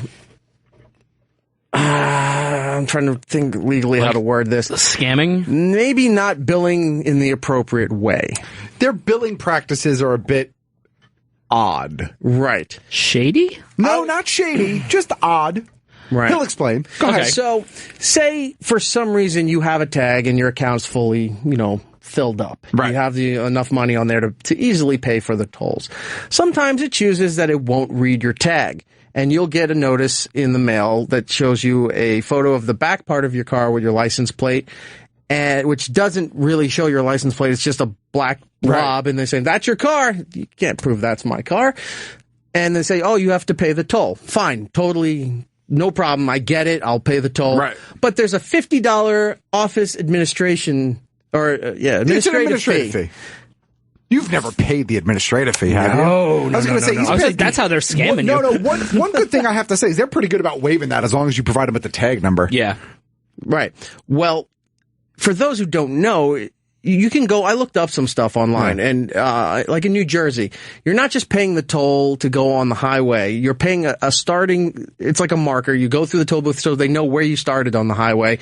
And when you get off the highway, you go through again, and then it says, okay, you went from this exit to this exit. That's $7, right? That's only on the turnpike. It's not on the parkway, is it? It does it on 95. Oh, okay. Right? Yeah, the turnpike, yeah. Yes. Yes, you're right. Sorry. So, it happened, and it's actually when I was driving you to the train. Okay. One night. So it didn't read the in and out. I get the 2 separate statements with $50 administrative fees on each toll. Right. So I'm like, I'm not fucking paying that. I'm all pissed off. You know how I get. I get mad before I start thinking about what the clear logical answer is. Right. And I look up some stuff online, and people are complaining. The Better Business Bureau, if you look up Easy Pass, is just tons of complaints about this company, and then it shows that the Better Business Bureau does nothing. Right. It's just a place to complain online, and everyone goes, yeah, well, that's the way it is. So I go online, and they said, if you go and pay through your account, you can just pay the tolls and waive the fees. Okay, I go online, it's not associated to my account. Weird. So on the form there, it says go to this website and log in and just put in the violation code, and it'll show up. So I went in, and I have 2 of them. So I went in and put in there. They're not showing up. Okay. Well, I could just leave it alone, but I know I'll get fucked in the long run if I don't actually seek out and find out why this isn't showing up. I call the automated service, put the codes in, go to pay. Nothing. Finally gets me to somebody on the phone. And I explain the whole process, and I said, here are the codes. They need my tag account, confirm my address, all this stuff. I give it to her, and then she says, oh, I'm not seeing this. It must have gone to collections. I said, what do you mean it went to collections? I just got this. Well, if we don't have it, it's gone to collections, and there's nothing we can do. I said, no, there's something you're going to do, because on the violation, it says you'll have till April 23rd or 22nd to pay this. Right. And I said, it's April 12th, 13th, or whenever the day I was called. It said, and your issue date is April 7th. So, well within, how did you send it to collections? Well, we don't have, she kept saying it over and over, we don't have access to this account, it went to collections. You'll have to deal with collections. Now, I'm thinking they say that, so most people go, fuck, there's nothing I can do. They'll wait for the notice from collections, and then you're in violation when the collections notice finally comes, and that fucks with your credit and everything, and you have to pay for that. So I'm saying, I think what you're doing is illegal. And I'm saying this on the phone. I said, I have till this date to pay it. I'm calling to confirm that this is legitimate. And you're telling me I can't even access the account because you sent it to collections. I want to speak to a supervisor. Right. She keeps giving me the song and dance. I said, I want to speak to a supervisor. I'm on hold now for 5 minutes. Oof. Finally, a guy comes on and he's talking to me. I explain everything. And he said, if they can't find the account, then it went to collections. And I said, the same thing again. Your notice says I am well within my window here, so if you sent it to collections, I think this is illegal. That's on you, yeah. Hang on. Maybe 10, 20 seconds, back off of hold. All right, if you have a card, we can pay the tolls right now. I said, I have no problem paying the tolls. I really don't. Yeah. I said, the administrative fees, I'm not fucking paying per toll. And he's like, no, we'll take care of that. And then, so now I'm thinking, but I said, okay, hold on, I'll go through the process. I give him the card, he pays the thing, and it was only like $10, $11 for the 2 tolls, right? So then I said to the gentleman, I said, if you could just pay my tolls right now, it's all confirmed, he gave me the confirmation code and everything. How can you now all of a sudden access this account when you just told me, and the previous person just told me you sent it to collections? Got him. And the guy goes, look, I don't know. And he's like, now if you just pay with the card, you can take care of the tolls and be done with it. Yeah. And I go, okay. So once again, I read the confirmation code, everything. Yes, all done. Okay, thank you very much. All the phone calls are recorded, so I caught them in a lie. Right. And as soon as you start saying, I think this is illegal, boom, everything got pushed out of the way. Just pay the toll and we'll be done. Good. Right. And what they did, they changed my refresh rate. They upped it again. So instead of when you get the account balance low, like around $60, it's now like at $180. They refresh at 60? It was like 90 something at one point. I said, I want this lowered because when I had the automatic payment, they were taking $300 to $400 at a time. Jesus. When I still had like $160 left on my account, and they were just taking it automatically because it hits that refresh rate. And then they go, automatically we determine your refresh rate. We determine what we think your replenished amount should be. So unless you're paying attention to it, they're taking, almost $400 a shot. Yeah, look, I'll never, ever, ever, ever, ever give up my Easy Pass. I live in New Jersey. I need it. But that refresh rate thing, that does bother me. It does. Because I really should determine, I should be able to set the threshold. I should be able to set it for $50, and when I use 50, when I get down to 10, it charges me 50. Because if I want to be in control of my finances, what happens if I get hit for $300 and I don't have $300? Yeah, that's happened to me plenty of times. Yeah. At the look, like everybody else, at the first of the month is when you pay most of your bills. So I got mortgage, I got cell phone, electricity, I got car payments, I got insurance payment. There's a lot to pay for at the top of the month. Yeah. So you budget accordingly to say, okay, I'm going to spend a lot at the top of the month, and I got to save from the previous paycheck for that. But then they come in and say, "Oh, you hit $92. We got to we got to refresh again, and now we have $375." So I don't know if when it's in that account, do they collect interest off the money that's in there, and that's why they keep jacking it up? I called them and I said, "I don't want to do the automatic payment anymore. I'm taking my card off and everything." And I said, "I want my refresh rate lowered." This was a while back. Right. They said, "Well, they offer a once a year." What do they call it? Once a year complimentary readjusts. I think those were the words. Where you get to renegotiate the terms of it or something? I want it lowered to about, I used to have it at 30. Right. So when I saw account low, I would know, oh crap, I better go pay for it. Now, when I see account low, I'm thinking it's when your gas tank's at E. How much further can I go before I really run out of money in my account? Because I don't remember how much is there. So they said, well, we'll do this one time for you, but they reserve the right based on your usage to what they think you should be at. And that pissed me off, that they determine what your refresh rate is. They determine what your replenish amount is going to be per recharge based on their algorithms and then what based they on think how much money they need that month. Right. That's what it comes down to. I took off automatic payment. I'm using just the one-time payment, and at one time it was under $10. I think it was 3 something $3 and something left. So I'm like, crap, I really got to adjust it. And I go to do it, and it says, this is not within the suggested range. I wanted to just throw $150 on the thing. Yeah. This is not within the suggested range. And then I clear it, and then their suggested range was like $325. I said, all right, $200. I don't want to pay $200, but I'm going to just put $200 in there. Nothing. $250. Nothing. They want me at their figure because I hit below a certain threshold. Yeah. No, that's garbage. Yeah, the whole thing is just racketeering. Yeah. I bet there's like some scam like that's going on within there, like telling stockholders some shit like, yeah, well, we'll get it up for next month. Don't worry. Like, we'll just start overcharging Eric. I know this is nothing that new to the fine truckers out there that listen to this, because they got to deal with this stuff all the time, whether it's when they're making deliveries and they got to get tickets at certain corners. So is Easy Pass national? Like, you could use it in every state? Or is Easy it like, Pass how does it work? I guess semi-national. Okay. Like, it's throughout the East Coast. I think they're working a deal with Florida with SunPass down there to become part of Easy Pass, and they're trying to expand to the Midwest. Okay. Florida is a bunch of dirty, no offense, assholes. I'm not when from it Florida. comes. I know, but you know, no. I'm from Long Island. But you know, bunch of dirty assholes when it comes to Easy Pass. Because if you go down there, no, we refuse to accept Easy Pass. They have SunPass. So if you don't, and their booths, their toll booths are not manned. So if you don't, they're not, especially if you're near the airports. Like, so if you're near if you don't have Orlando exact or West change, Palm. you have to take the envelope and mail it in. It's so annoying because I travel down to Florida a decent amount. Like, I have a lot of family down there. I go to Disney a lot. I travel down there. I rent a car now. And I used to always bring my own Easy Pass because that's what you do. Yeah. No, I mean, now you have to get it when you rent the car. They put it in the license plate. But it's like, because somebody else, maybe it's Virginia or Maryland, somewhere in there, they used to have something different. It wasn't called Easy Pass. It was called something else, but Easy Pass, like Express Pass or something, worked with it. Like, they were compatible with each other. It was like some billing agreement. But the truth is, you might be able to get rid of Easy Pass altogether at some point soon. I would love nothing more. New Jersey is currently doing a study to follow in the footsteps of some of the other states where they're going to eliminate toll booths. They're not eliminating tolls.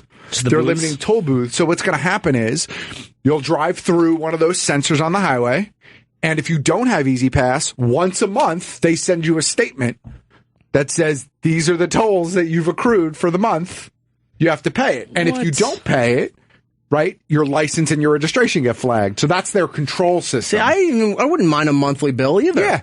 Just because it's based on usage. Yeah. Look, the problem with Easy Pass, again, in New Jersey, and I'm sure it's in other states too, the problem with Easy Pass is if you don't have Easy Pass, like, for example, where I travel from Route 78 to the Parkway. If I didn't have Easy Pass, it would easily add 25 minutes onto my commute every day. Oh my God, yeah. Easily, because I get through a toll very fast. Go ahead. If there's anybody listening in their cars or trucks, stuff like that has more information as far as not just Easy Pass, but this shit around the country in general, that they try to do, we'll love to talk to you. AJ in New Jersey. AJ, how are you? Hey, how's it going, guys? Doing good. What's up? Hey, when I was traveling down to South Plainfield off of exit 10 from 16W, the tolls, it's a far distance, so the tolls were pretty high. I was on my father's Easy Pass, and I believe his minimum was like $25 at one point. And since I was using it every day to go back and forth to school, it got down to, I believe, or it got up to like $180, $200 or something like that. And he complained and called and said he's never going to use it once I graduated. And they were like, well, if he does, we're going to jack it right back up. And he said, that's fine. He's not going to be using it. And they fought him tooth and nail to get that minimum back down. Yeah, it takes forever to convince them to do it. And then when they do it, they still reserve the right to, oh, well, no, look, he's still doing $300 a month. We're going to jack it back up again. The problem is, I'm sure that when you sign up for Easy Pass, you agree to some fine print somewhere that says that they have the right to monitor your account and adjust it as they see fit.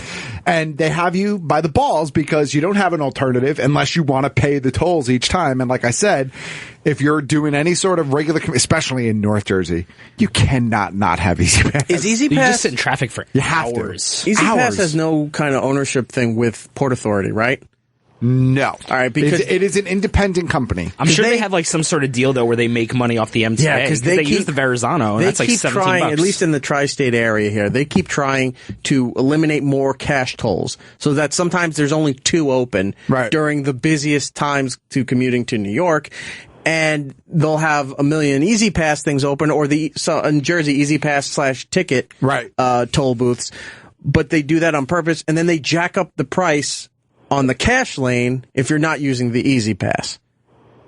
I wish they would go back to tokens. Do you remember tokens on the turnpike? Remember our mutual friend who used to drive through the change toll? Yeah. Who would just stick his arm out and make the motion to drive through so that if it was ever they took the snapshot, you could see him throwing it in there. It's like, I don't know what happened. He got away with that for many years. For a lot of years.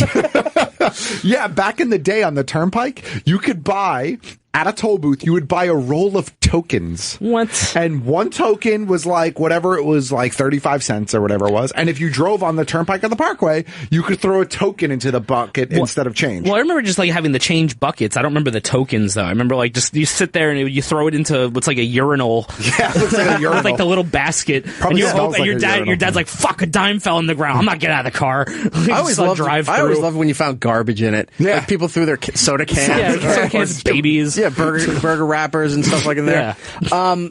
AJ, I'm going to put you on hold. I'm going to give you a copy of Star Wars The Force Awakens digital release, all right?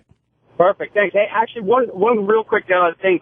I believe SunPass, if I'm not mistaken, I believe SunPass gives you X amount of times per month if you don't have the SunPass, like the little tag. And so you can go through without them charging you. But if you go through at too many times, then they start charging you. Huh. I can't remember where I heard this from. I may be completely wrong, but I could have swore I heard that from either my mother, which she might be wrong. She's a crazy psycho, or somebody else. Wow. But yeah, and one last thing on the tokens. I remember the whole armrest, if you opened it up, was filled with the tokens, and you're trying to find some change through there. And I still have some of those tokens, and it was always a fun game trying to throw them from the passenger side back into the... Like a skyhook shot. Alley-oop, baby. Kobe. I love it when it got to the point where it'd say no pennies. Yeah. Oh, yeah. Everyone was just dropping penny rolls. But you know what, though? Hold on. AJ, I'm going to put you on hold. Hold on. They did the no pennies thing for a while, and then they had to change that sign to... Pennies are still money. Because it was legal tender. Someone fought them on it, yeah. Don in Buffalo. Don? Hey, what's going on, guys? Hey, man. Hey, I'm in Buffalo, but I grew up in Florida, and I still go down there 3-4 times a year. When you get the rental car, you don't have to pay any of the tolls. All the rental car company, they'll charge you $2 a day, and then whatever the cost of the tolls are, they'll just put it on your credit card. Yeah, but you're still paying for it. You're paying for it, but because the rental cars have the SunPass built into the license plate.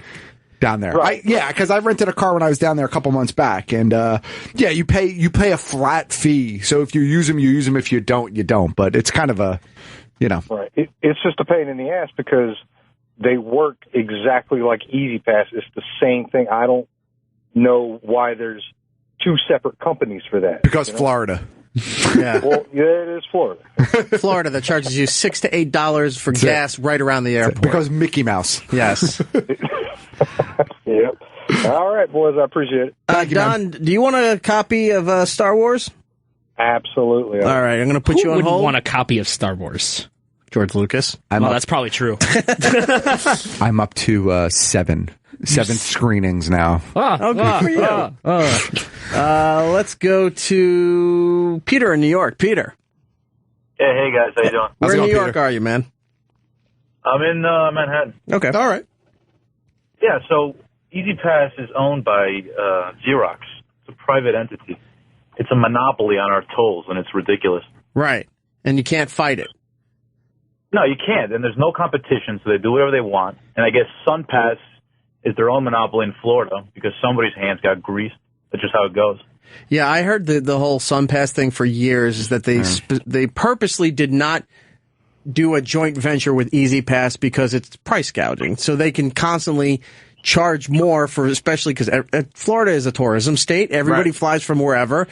They're going to get people that, kind of trip on the tolls and not realize, what you're supposed to do when you're supposed to do it.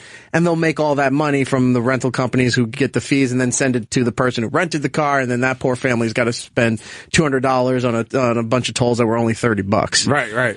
Right. Oh, yeah, somebody's cousin works at the SunPass that's connected to the governor's office, of course. Come on. Yeah. I mean, the MTA, they paid $4 billion for a subway station that leaks. Yeah, they're the ones negotiating with EasyPass. Come on, guys. Let's make our own toll service. Let's do it. Let's just get rid of tolls. There you go. I'm just going to fly to work. That's it. I'm just going to go run up down the street, on my own power very fast and hope to fly to work. You flap really hard. How about we take all of the money from tolls for like a year or two? And use it to repair the bridges and the roads? No, they don't do that, silly goose. No, I was going to say we develop transporters. Yes. You know what I mean? You wake up, you eat your breakfast, you get changed, you walk into the living room, you step on the round disc, you push a button, you're at work. Yeah, and you work that, and then you teleport in the wrong clothes. You're in your pajamas with one slipper on. But like any technology, your ear is on your ass. Exactly. But like any technology, wait for the second generation. Let them get the bugs out first. Don't beta test that one. Yeah. Remember the guy who just had a forearm for a head? Peter, I'm going to put you on hold and give you a copy of Star Wars, all right? All right, thanks. Thanks, Peter. So the thing with the SunPass, so that's like built into the license plates. Like, how long is it going to be before they just implant just chips in our head for Metro cards, so we don't have to worry about swiping cards and get on the subway, so that everyone can just get on the trains faster? Yeah, well, there's an app for that. Oh no, is there an app for Metro cards? There's not yet, right? No, I don't think so. Yeah. I know for NJ Transit there is. For like the train there is. Well, I read that they're trying to get rid of Metro cards, like they're trying to phase them out, but I don't know what they're replacing with. I'm assuming just chips in our head. Yeah, chips in our head. I like that. Retina scans. Yeah, exactly. Retinal scans. Let's go to Deborah. Are you in Los Angeles? Yes, I am. I'm in the LA area. How are you? I'm good. Just fighting through the 405 traffic. But, I figured I'd give you guys a call. I have a friend that lives out in Vista, which is going towards San Diego. So whenever I go visit her, I always use the toll road.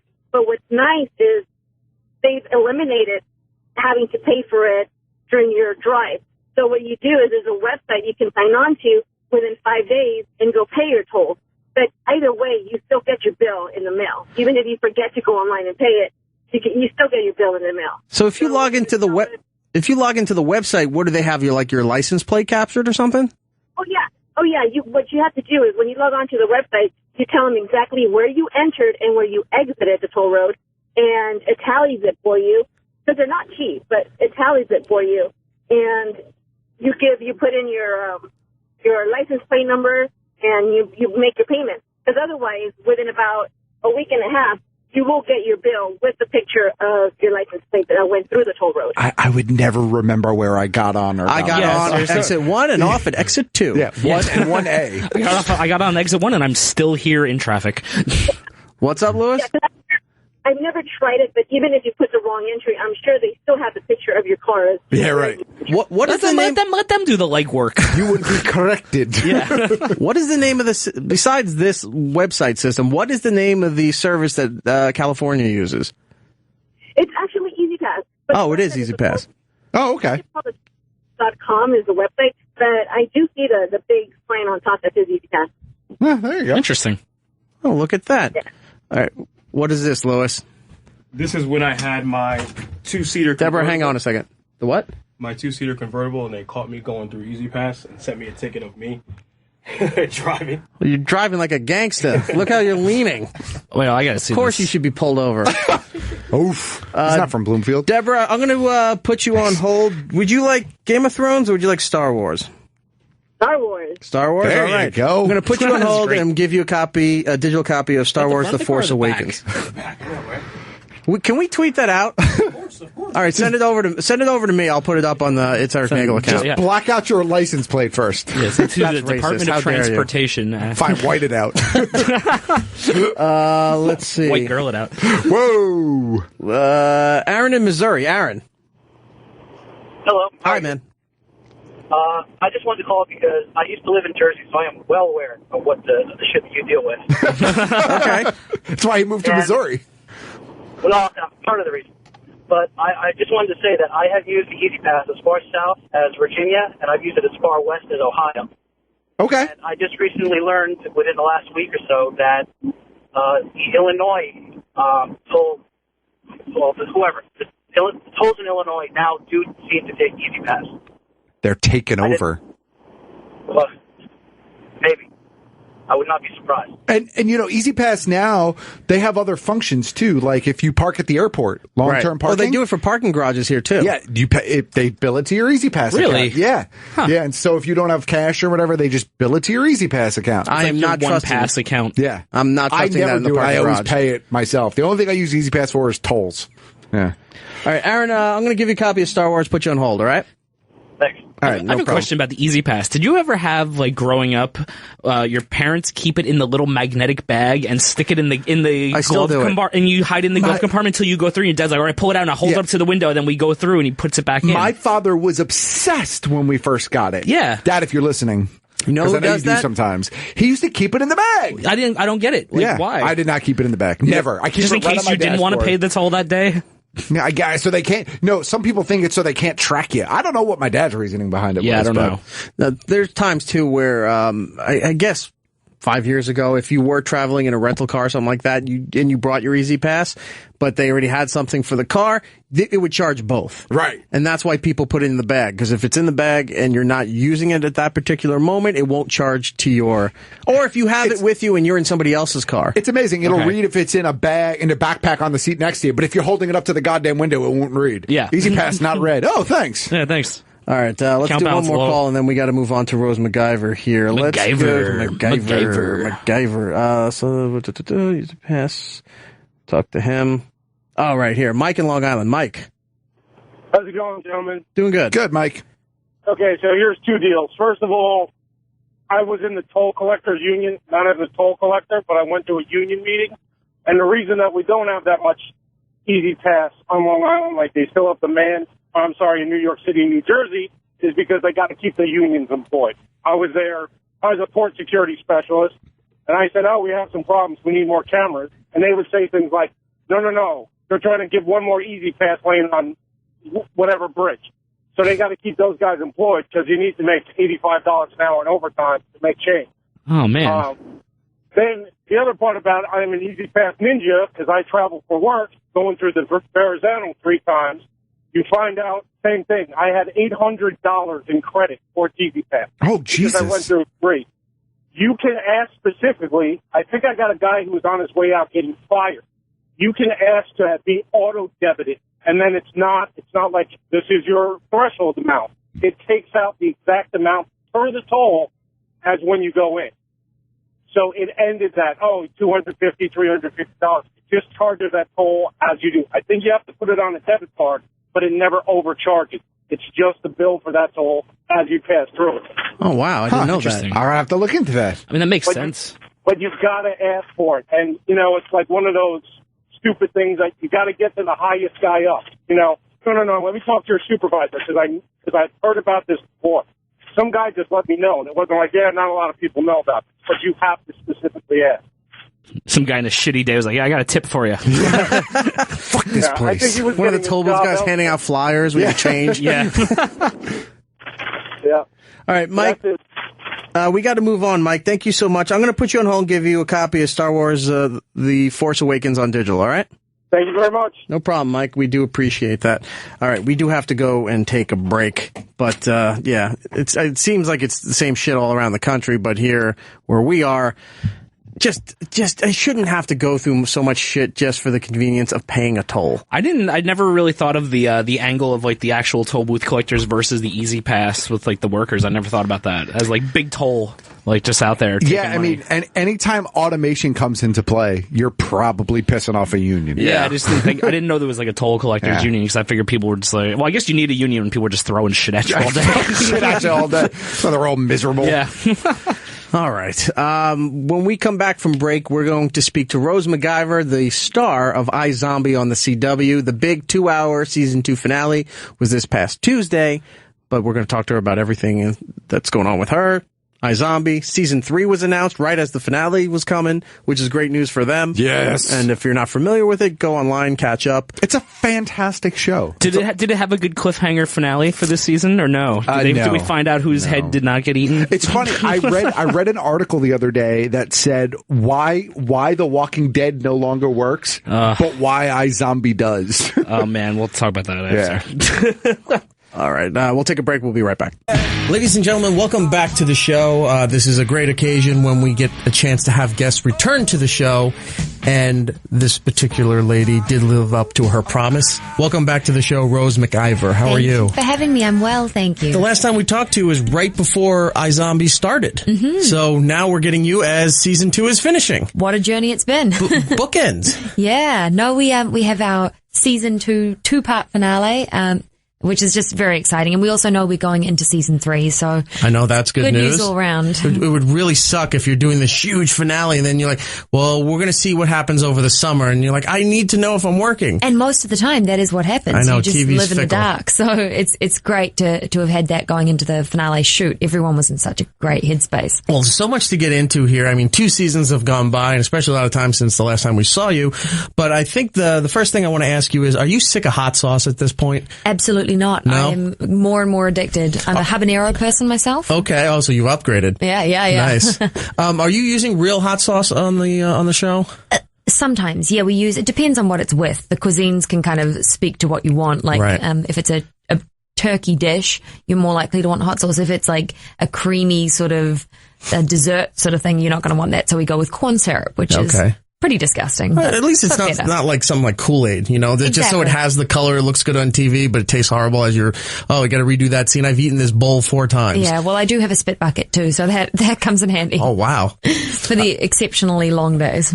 Yeah, because I was wondering, because it's become such a staple and an unusual zombie characteristic, because it was never in the traditional zombie lore that they ate anything but people. Mm-hmm. And you guys are doing the half and half kind of thing where, like, well, they're not eating people. They still need to eat brains, but if they have to eat other stuff, there's got to be something that rekindles your dying taste buds there. I have to say, out of all the violent scenes that has been in this show and body part eating and what have you, I think the grossest scene for me was when Lieutenant Suzuki, right? Yeah.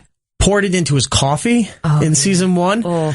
I'm like, that was worse than seeing the shotguns and people's skin being ripped off. Funny what we've become accustomed to, isn't it? We it was can so watch horrible. People be shot and that be normal, and you see some brains and hot sauce and a coffee, and it's disgusting. I was talking to some people who also watched the show, and I threw that question around. And I said, I think it was that. And they're like, that's what you thought was disgusting? I was like, it was a quiet scene. He's at his desk, and he just slowly opens up. It's like a typical gumshoe detective kind of scene where he opens up the desk drawer and you're thinking, you know, usually they pull out a bottle of scotch to ease their nerves from the stress. And it's this big bottle of hot sauce that he pours into the car. And it was just something so disgusting about that combination that just really freaked me out. Yeah, well, I'm into chili hot chocolate. So actually that wasn't too bad for me. You know, they make this beautiful chili hot chocolate. Right. But you're not pouring it into the hot chocolate. No, yeah, that's it's already true. done it's for done. you. Exactly. That bit is done. Well, that's an amazing particular concern of yours. I know, I'm weird like that. I love that. You know, the big finale, it's no spoiler to anybody unless you haven't seen the series at all, but the big finale to season 1, I mean, it was just a huge shootout and, you know, a bloodfest and people falling into bandsaws and things like that. And I was like, okay, that didn't freak me out as much as that coffee scene. That's what's a little concerning. And I know how to gross you out, so that's useful, to be honest. But yeah, there is certainly a lot of high stakes drama and action in the season finale, like the stunts and the gore and my hand that's hanging off my belt at all times. That was probably the grossest thing that I've seen, actually, is the end of the severed arm. Oh, that was pretty full on. Let me ask you, you've been doing this for a long time now. How easy is it to go into the American accent? It's one of the easiest parts for me. I think partially it's just having a good ear, but also just, I don't know, you've done it for long enough, and the American accent, we hear so much of it in New Zealand, it's not an unfamiliar accent for us, so that's never been too difficult. I think last time we talked to you about practicing and getting it down, and we also talked about the discovery that there's a lot of Australians and people from the UK doing these really almost iconic American roles, and most of the people have no idea that they're not American, but they nail the dialogue. They nail the impression down, and it's perfect. But I think it's like, I mean, I grew up watching so many shows like The Simpsons or all these things. You just listen to it. Me too. Friends, all those things that you just hear over and over again, that accent, and it's so drilled into us. How many Americans have watched that much Kiwi television? That's why it's so much harder to do. I would, but I don't think there's much here. Fly to the Conchords. Fly to the Conchords on repeat. That gets a pass because it's not, I mean, I know it is, but everybody was so universally accepting to them when they came around. Plus they were doing their musical tour with it and everything. Everyone didn't even bat an eye twice that, that they were from New Zealand. I'm just saying that, like, if you're flipping around the television and like the old BBC show, Father Ted. The pre-show from Ireland. If you watch that, that is a direct import to this country there. Yeah, absolutely. No, I know, and we don't have, I mean, that's what I mean. We don't have many New Zealand shows that have sort of landed abroad. So I understand why people don't recognize the accent or aren't as familiar with the accent. Right. But I think if you had grown up watching a ton of them, it possibly people would be doing a much better accents here in the New Zealand accent, you know what I mean? If someone was to seek that out, some New Zealand television, New Zealand program, what would you recommend?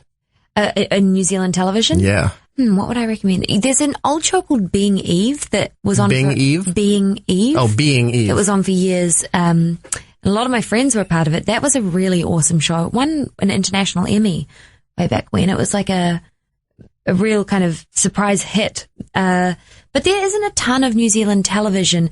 Outrageous Fortune is one other really great. Is that a game show? It's a show about like a bunch of bogan kind of like West Auckland, Westy sort of characters that live together, all ex-criminals trying to get away from the crime business. And that's a really good show that came out of New Zealand. But we make more films. I mean, we have a lot of great cinema, but television, I think we're still catching up. Also, when we last talked to you, I asked you about public recognition for this role, that I thought you were going to be recognized all over the place once this thing came out and got really big. Now, the Comic-Con leading into the premiere of the show, there was a lot of anticipation for it. Now that it's 2 seasons have gone past, and you did Comic-Con last year, right, in San Diego, what has been the recognition now? It's so exciting. I still don't get recognized because I look completely different, which is fantastic. I'm hopefully so not you can go quite out and as eat. pasty. Exactly. Yeah, nobody knows who I am. But what's interesting is seeing all the cosplayers, all the people coming as Livs. That's so exciting, and it's such a great character to dress as.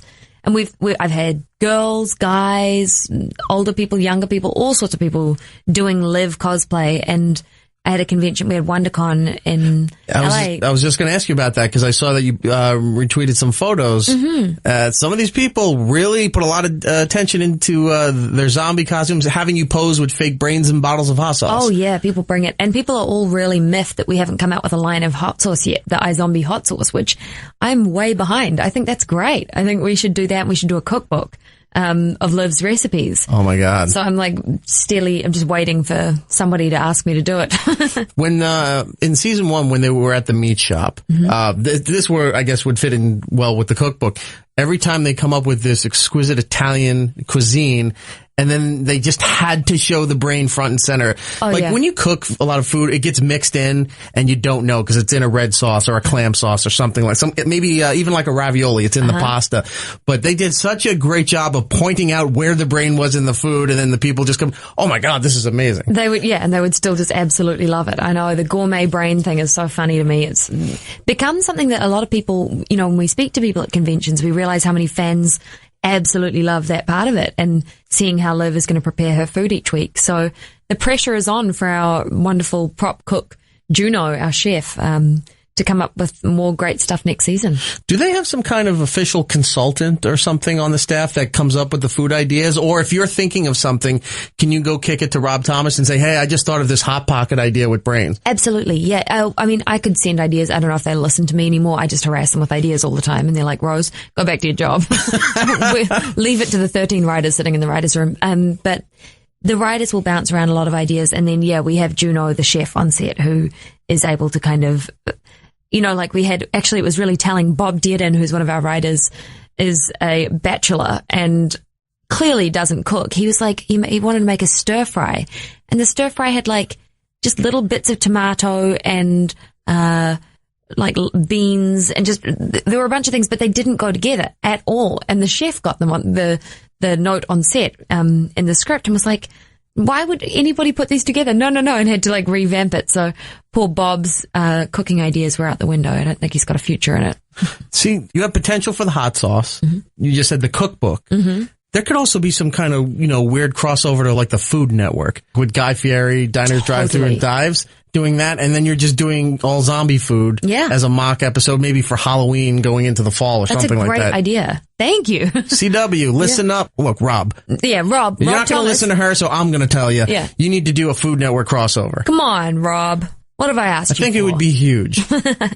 The makeup and everything that goes into this show, everyone else is pretty easy unless they're bleached blonde for the zombie stuff. And then you take, I think, because you're the main star, a lot of the brunt of time and preparation for your role there. How much time are they spending stripping your hair? It's a wig. Oh, it is a wig. It's a wig. So that part is wonderful because... Do you have to cut your hair down to wear the wig? No, I have it braided in the back and a wig cap. And the one difficult thing is I have a really sensitive scalp. Just I've got sensitive skin in general. And so normally with wigs, the way that you make them work is with dabs of glue on either side of your head. And if I put any of that glue, doesn't matter what kind, there's like medical glue that people use, it reacts. It completely reacts. So we have to do it without any itching? glue. Oh, it goes bright red like a hive. And if that happens on the So you're going into zombie mode? I go into full on zombie mode, basically. I just about do. I get so upset. But I have now, we've worked it out, so we do it with some pins and just various different ways. They've had to get pretty creative. And what about your skin? Work. That's better. We just can't use the glue. Pins are okay. Okay. But yeah, it's definitely better than dyeing my hair. My hair would all fall out. Because I was going to ask, is like, are you constantly stripping your hair? Because, at some point throughout all the weeks of shooting, your roots start coming back. Mm-hmm. So if you got the wig, I guess that solves that problem. Exactly. But what about dulling up your skin? Is it constant powder? Or? Do you know what's concerning is we don't have to do too much to it these days. Oh, okay. I've been in Vancouver for 2 years, so I haven't seen the sun, and I'm not too far off actually looking like Liv. We had to... Well, you're doing reverse Hollywood when they're always saying, get a trainer, tan, work out, look great. They're saying, stay inside, like, do as pasty. You're like veal. Don't do as little as possible. Look like you're dying. Yeah. and you're perfect. And that's perfect. No, I love it for that. I love it for not looking like every other character you see on television, and that she celebrates that she's like... She's not going and getting a spray tan like as she describes in the self-loathing zombies. She's embracing who she is. I like that there's a hierarchy, that she's sticking her nose up at the people who are trying to look human. Absolutely. It's like, you were just human. Yeah. But we're not now. And the one perk that we have is being able to not worry about that, I think. She rocks it. She looks like a kind of... I don't know, a hairband or something half the time. This is a two-part question going in with the whole makeup and everything, costumes that you have to do for the show. So you're wearing the wig. They touch up your skin a little bit nowadays for making it pasty and looking sort of dead. Mm-hmm. What's the time to get all that together? About an hour and a half, an hour and 20 minutes we can do it in, the whole look now. What's weirder is when I go undercover a couple of episodes back, and she's trying to look healthy, it actually took us an hour and 45 minutes to get me ready to look like a healthy, like tanned, normal person with Don't they just wash it off you and say go? No, because I still looked dead, apparently. So they needed to warm me up. Oh, man. And put a bit of colour in my cheeks and everything. So it's a little embarrassing that it now takes me longer to look normal than it does to look like a zombie. So it's an hour and a half to get to the dulling of the skin and the wig. Mm-hmm. Now, I read somewhere recently that when Joss Whedon was making Buffy the Vampire Slayer, the vampires, when they would go into monster vampire mode, would take about an hour and a half. They'd have to cut the scene, do the whole makeup, and then continue. You're already in a costume, wig and makeup.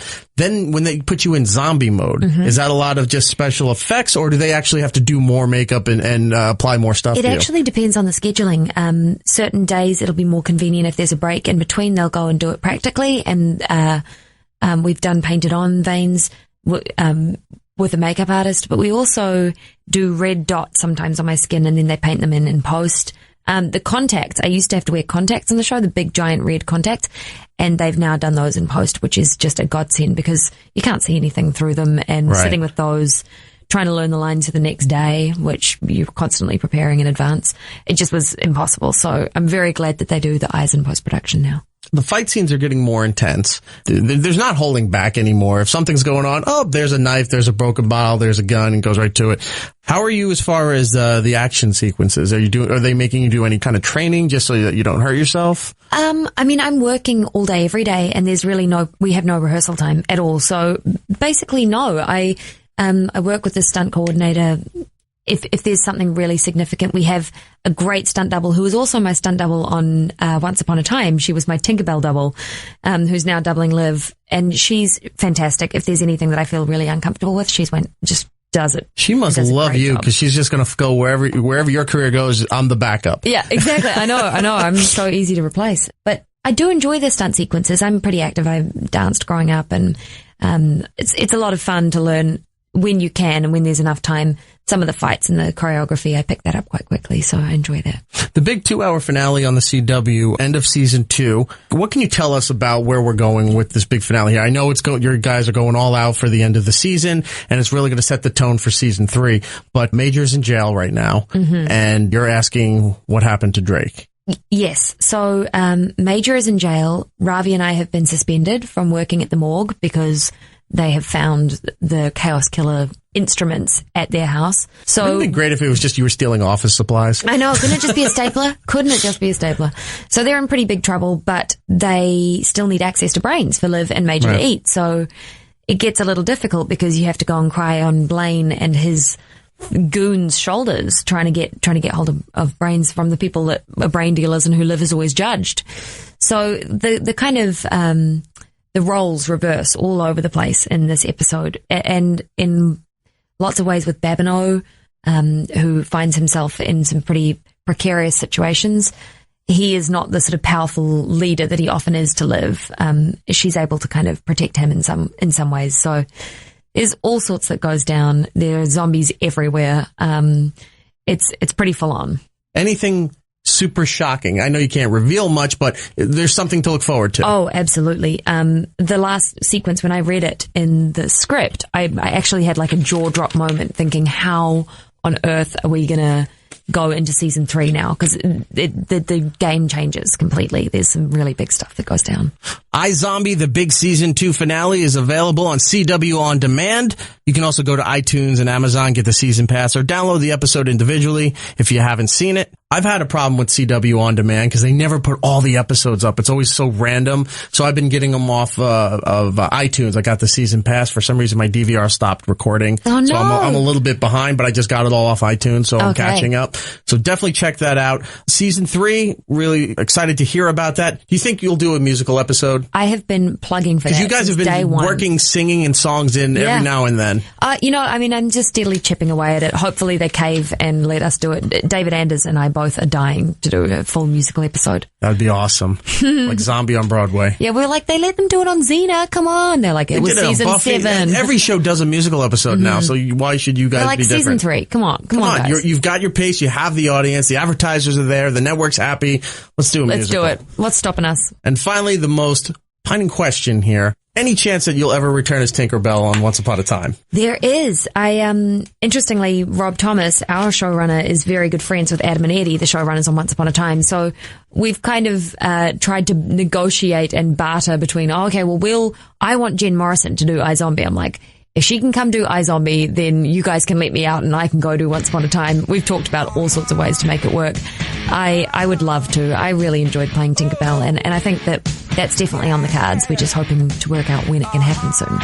Rose, I'm out of time with you, unfortunately. Again, next time you're in New York, let's make it a three-peat here and have you come back for season 3. I'd love it. Hat trick. Are you going to be at San Diego? I will. All right, we're going to be down there too. Maybe we can work it out and do something on the floor there. I'll definitely see you there. Send her some love on social media. The letter I, the letter M, Rose McIver, MCIVER on Twitter. It's also for Instagram, right? Exactly. And the big 2-hour finale for iZombie was this Tuesday.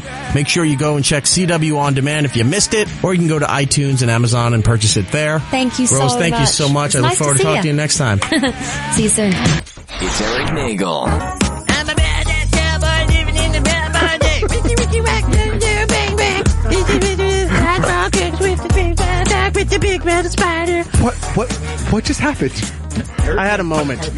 You never go full Cartman. Eric went full Cartman. I'm there. sorry, you don't go full Cartman. Welcome back to It's Erik Nagel. 866-969-1969 is a phone number. We still have some of the Game of Thrones stuff to give away, so if you want that, call in, and we'll give you that gladly from our pals at Funko. I also learned this Why'd week... you kill the music? Because we were talking. We were he wanted grooving. to hear our voices. I want to hear the background to Will Smith. I also learned this week that you never go full Joker. Oh, yeah? Uh-oh. Yeah. So there was Wasn't he like sending poop to people and Yeah, shit? no, wait. So there was a story about Jared Leto, and apparently he was very method when he was doing the Joker. And one of the quotes in this article that I read was from Will Smith, and he was like, yeah, he went full Joker. And apparently what full Joker means, if you're Jared Leto, is sending people anal beads. Oh, yeah, I heard about that. And used Condom, condoms. Dead pigs. Playboy magazines with the pages stuck together. Dead rats. That sounds about right. No, that's retarded. That means he's not the Joker in any future films. I mean, seriously, it was like, I was reading this and I'm like, what version of the Joker is this? I don't know that Joker. Well, here's a question. Is he doing this to, like, compete with, like, all the stories of, like, Heath Ledger now, like, how hard he had to, like, play to get into the role of the Joker? Like, because that's what it seems like to me. Like, he's like, oh, well, you know, this is what he had to do, so this is what I have to do to get into this role. Like, why can't you just be the Joker? Why do you have to become the Joker? Method acting. Yeah, I know, I get that, but it's just I've never weird. actually met Jared Leto in person, although I shared some space with him. He's the one that's in 30 Seconds to Mars, right? That's his band or Right, whatever? he was also from the 90s emo drama, My Right. So-Called Life. So, I've never met him in person, but I get the impression that he's a bit of a douche. Yeah. He's a weird dude. I was in downtown Montclair. I used to work around there. He is a very weird dude. And, If you're listening, Jared Leto, call in. I was in an Urban Outfitters, and 30 Seconds to Mars was playing at the Wellmont. And I believe it was him and somebody else from the band walked into the Urban Outfitters. And I happened to be in there. I was shopping. I was looking for toys or whatever I was looking for. And it was either him or the other guy was like, we're here! Like this big announcement. And I didn't recognize him. I didn't know who it was. Honestly, like I didn't know 30 Seconds to Mars. I didn't remember Jared Leto from the TV show. I kind of knew the name, but I didn't recognize him. And I'm just like, who are you? I just yelled it back. Be like, finally, the new stock boys are here. Like, what is going on here? Are you important? Everyone grab an ironic tea and follow me. Apparently, I got the stink eye from some people who knew who he was. But whatever. So ever since then, I got the impression that he's a bit pompous, perhaps. Yeah, I don't know. Maybe he's not. Maybe he's great in person, and if I ever get the chance to meet him in person, I'll tell him that story and hope that he's not pompous. But the impression that I get is not a good one. Did you watch the new Suicide Squad trailer that came out this past week? You mean the one with all of the Batman in it? Yes, with all of the Batman? With yes. all of the literally, they added, 30 scenes with Batman in it? Batman carrying Harley, Batman jumping off a bridge, Batman on a car, Batman at a party, Batman at McDonald's. Batman checking his watch and looking for bat symbol.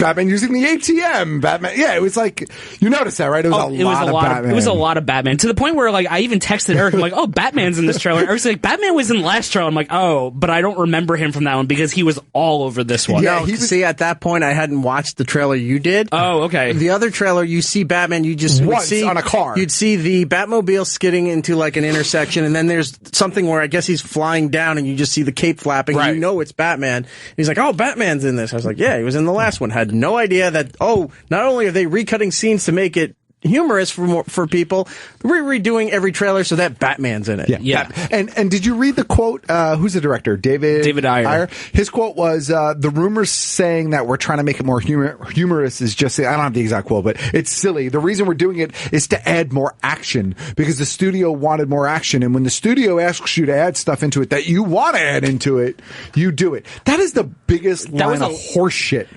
Dude, that was such a wanted more comedy in it. Well, he's saying no. That's no. Yeah, that's what the original rumors were, and then he said no, that's not what it is. But There's even not if you enough watch action in this movie. But even you watch this trailer though, this was like a very lighthearted trailer compared to the first one that came out with like the dark, creepy cover. This one was just like, woo, we're gonna go nuts and blow shit up, but it was more fun, I have to say. Well, I'm gonna say this. I'm still really looking forward to Suicide Squad. I mean, Margot Robbie is fucking Harley Quinn. I'm sold. I mean, yeah, and they played up that aspect in this last trailer too a lot. They like when she was like putting on the shirt sure and all the villains were looking at her like, oh hey, yeah, I don't know. It looks entertaining. It does. Who's playing Batman, though? Is it Batfleck? It is. Oh, it is Batfleck. It is. It is Batfleck. Do you know, even though I was well aware that it's Ben Affleck for the longest time Benton? that Batman's in, that he's Batman, But the winged Jew. Every time I saw him, I kept thinking of Will Arnett's Batman from the Lego movie. From the Lego movie? I'm like, wow, Will Arnett. Oh, wait, it's Ben Affleck. It's Ben Affleck. I would like to see a live-action Will Arnett Batman movie. He's doing the voice for that Lego Batman movie that's coming out, right? Will Arnett is doing it. The one that's going to theaters. He's been Batman in a few things, too. No, I know, but they're actually doing a full-length theatrical Batman Lego movie, and I think it's Will Arnett that's doing it, yeah. Oh, well, Ben Affleck's directing and writing and directing the new Batman movie, too, I've heard. Correct. He was just confirmed that he's with Dr. Chemin. It's such a schlep to save everyone. I'm Batman. Thank you, Mr. Batman. More it's tuna. matzo ball soup. Batman. Star David shooting into the clouds. So, Jews on ice. Oh, man, you just had to take it too far. I'm sorry. You ruined it. Well, that was history of the world, right? With Jews on ice? Yeah, it was. Yeah. I'm just time for Hitler in there, too? That was the producers. That was entirely different. Same guy made both. I know. That was the joke. So Ben Affleck is confirmed to direct the solo and star in the solo Batman film. Carlos in Florida. Carlos, how are you? How you doing, fellas? Good. Where in What's going Florida on? are you? Ocala. Okay, center of the state. Yeah, man. No, I was. I just saw the new trailer and for Suicide Squad, and wow, I liked it. Yeah, I'm down, man. I'm excited for it. Yeah. I'm excited. I'm a little concerned with the reshoots, but I'm excited for it. I liked the first trailer when it was all to Bohemian Rhapsody. It was great. And then they debuted a new trailer during the MTV Movie Awards, which seems to be the Movie Awards now is just the place to put new summer trailers. It's the only way they can get people to watch the MTV Movie Awards. Yeah, I was just going to say it's a two birds with one stone You thing didn't there. have to, because after the trailer ran, within 5 minutes, Hollywood Reporter on Twitter saying, hey, here's the brand new Suicide Squad trailer that just debuted on the MTV Movie Awards. Like, great, I didn't need to watch it. What song did they use in this one? I thought it was, when I heard it, I was like, oh, this is another good song. I don't remember which Parents one it was. just don't understand. I don't think that was it. I think it was. What was it? Was it? It was a creepy cover of Itsy Bitsy Spider. Oh, it was that new hotness, Switch. Hey, wow. Nobody, nothing. No. Even Lewis is giving me a frowny face. Just frowned at you. All right. Disapprovingly. One too far. The look on his face was just like, cracker. So you're excited for Suicide Squad, Carlos? Oh yes, very very excited. And going back to you were talking about Will Arnett doing the voice of Batman. Have you seen that Jimmy Kimmel bit where he comes out? He comes. It's Jimmy Kimmel, and he's outing Batman and Superman at that gala event, and then he comes out saying that he's Batman. It's a very good bit. I don't know if you guys seen it or not. I haven't, I but think we'll just have to leave it to Jimmy Kimmel. We'll look for that online. I will seek it out. Thank you, Carlos. Oh, yes. All right, take care, man. We appreciate it. Let's go to Tony in Milwaukee, which is Algonquin for the good earth. Tony, how are you? I'm good. How about you guys? Doing all right. Tony. Do you guys ever get sick of these trailers just revealing too much ever? Yeah, all the time. Yes. I think it really became clear with the last Terminator movie. Genesis, where it was like, oh, there's naked old Arnold Schwarzenegger fighting current old young Arnold Schwarzenegger fighting current old Arnold Schwarzenegger. Then you see the movie, you're like, wow, that's a big part of the movie that they just shoved in the middle of the trailer. Right. Like specifically with the Marvel's new Captain America movie, The Civil War. Right. It would have been so awesome to see that reveal in the movie of Spider-Man rather than seeing it in the trailer. Spider-Man. Yeah. Spider-Man. But, I mean, with that one, well, we talked about it before, but with that one, there was a good reason they had to show him in that trailer. But yeah, trailers in general, man, they show too much shit. The Rogue One trailer didn't show too much, thank God. Yeah. Awesome. You're excited for Rogue One? Me? Yeah. I'm very excited for Rogue One. What about you, Tony? I am. All right. As long as you guys are happy. I can't judge on Star Wars stuff because I'm not weighing to the whole universe like you guys are. So I'm not in a place to comment whether the trailers were good or bad. I heart Jyn Erso, is all I'm saying. Oh, the new Ray? The new Ray. No. Do you think they work in a what did you do, Ray? Into into the new Star Wars at some point? I hope not. All right. That would be great. Tony, are you a Game of Thrones fan? I am indeed excited for the season. All right. You guys said it started next week? Yeah, I think it starts next Sunday. It starts next Sunday. Yes. Not this coming. Yes, next Sunday. There's the 24th. Awesome. So you're a fan. I'm going to hook you up with one of the Game of Thrones figures that we got from Funko, all right? All right, cool, man. Thanks. All right, no problem. We're going to have to take a moment for ourselves in just a bit for Ashley Greene, who is the star, or one of the stars of Rogue on DirecTV. And I think somebody just told me that it's on AT&T Universal, or whatever their system is, their cable internet thing too. Oh, okay. It's a joint thing. Everybody's got one. It's a Spike Lee joint. Let's go to Ballroom Blitz. Yes. Oh yeah, that's right. It was the Ballroom Blitz cover. That made sense now. The fine gentleman on Twitter just reminded me it was Ballroom Blitz. You know what? Get his information. We'll hook him up. Send him a message. We'll hook him up with a Game of Thrones. I'm sure he's listening right now. So all right, get his information. But send your info, sir. If you really want to just tweeted me Ballroom Blitz. Real quick before we get to Ashley, let's go to Rob in Nashville. Rob. Hey, man. Hey. I was curious. Do you guys think there's going to be any kind of lawsuit backlash, or maybe he loses the role for all the weird stuff that Jared Leto did to get into character? Like, if one of my coworkers sent me a cum-filled magazine or a rat, I'd be pretty upset about it, and I wouldn't want to see him the next day. I work at a women's company, so they'd be very upset. You know what? I guess it depends, but based on what I've been reading, all the other actors seem to be sort of okay with it, or at least they're saying they're okay with it. Yeah. So, I don't know. I don't think they're going to take the role away from him. I mean, not unless something really goes sour. Unless he really fucks it up. Yeah, really fucks it up. But then a side question, when he set the anal beads, do you think they were slightly used? And do you farm something like that out, or is that pure Leto? You know what? I don't want to think about it. He's like pulling him out of his ass. He's like 30, 29, 28, 27 seconds to Mars. Oh, boo. Or does he sing it like 99 bottles of beer on the wall? You take one out, you pass it around. 27 bottles? No, 27 beads. You figure it out. I'm not good on my feet. All right, Rob, you a Game of Thrones fan? Yeah. All right, I'm going to put you on hold. We'll give you give you one of the copy of Season 6 Game of Thrones figures from our friends at Funko, all right? Sweet. Thanks, man. All right, put you on hold. All right, coming on to the show right now, you've seen her, of course, in all the Twilight movies. She's gorgeous. She's one of the stars of Sparkly Rogue. Vampire? The what? Sparkly Vampires? They're all sparkly vampires. Okay. She's one of the stars of Rogue, which is on DirecTV, which is channel... I just lost my sheet. Where is it? There it is. Channel 239. I think it's part of AT&T cable as well, but for this purpose, DirecTV. Cool. Look for it. It's the start of Season 3. And we couldn't be happier to talk to Ashley Greene. Ladies and gentlemen, welcome back to the show. Joining me right now is Ms. Ashley Greene, and I'm excited to have you.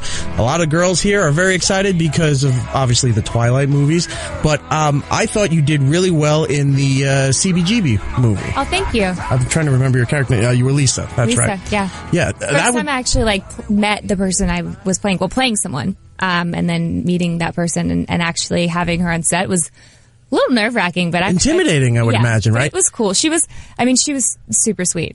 Very helpful. You finish the scene, and then, they're changing lighting or location or whatever, and she leans over to you and you're like, that was great. You're doing me all wrong. Yeah, this is what I would say. She's awesome. I'm going to kill you. No, she was actually, well, you know what was funny, though? Her daughter was there, and it was funny because she's like, it's so, weird watching someone play my mother at the age that I basically am right now. So that was very interesting, but it was cool. I mean, she came to set with all these books of old pictures that she actually took at CBGB and with all these crazy stories about her dad. So it ended up being really fun. Did you have any experience with that club? No. I was born in 87.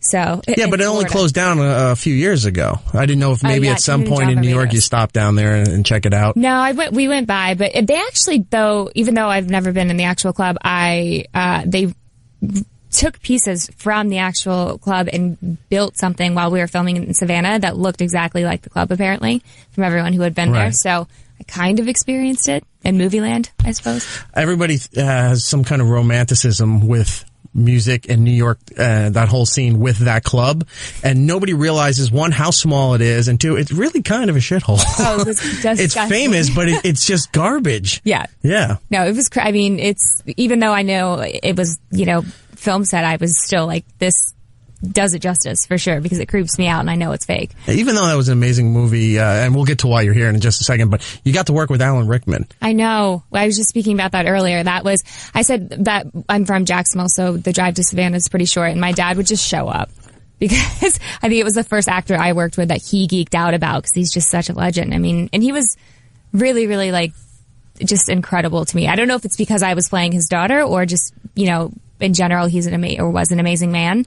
But that was definitely one for the books. Everybody that had a chance to work with him, no matter what the project, has always said something amazingly nice about this guy. And it's not shocking, but there doesn't seem to be anybody that had a problem with him. Like, everyone said, he was very caring. He took the time out to learn about you and your family and things like that. Kevin Smith, the director, worked with him on a couple of projects and did a whole podcast episode where he was crying over the death of Alan Rickman. Everybody from Harry Potter and, of course, the Die Hard movies and just all the projects that he's been in. Everybody loved this man. Yeah. And it's amazing you got a chance to work with him. He was, just such a professional. And you could just see he was a very, very caring, loving soul. He actually, I was really into baking, and he and his wife went to a local bakery and got their cookbook for me. And so I made stuff for him. Yeah, just nice, generous things that he did. So it's good that no one has anything bad to say about him. A gentleman of his caliber in not just Hollywood, but theater around the world, taking the time out to get you a cookbook where he obviously doesn't have to do anything like that. Yeah, he didn't have to. He didn't have to be like that, but that's just who he was. So it's sorely missed, Yeah. But that's so great that you got a chance to work with him and know him. One other project before we get into everything else that you worked on, Staten Island Summer. Yes. Last year, we know Colin Jost, who wrote it, and Lorne Michaels produced it. What was that like? I mean, it was such an indie film, but it had such charm and character to it. Yeah, I was, I'm not super well versed in the comedy world, so I was definitely nervous going on with a bunch of people from SNL.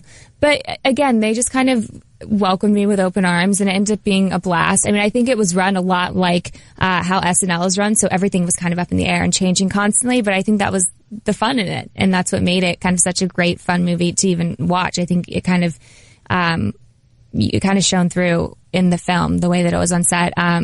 But he actually just wrote me the other night. I'm doing Seth Meyers later, and so he's like, "I heard you were on it." But a lot of camaraderie on that set.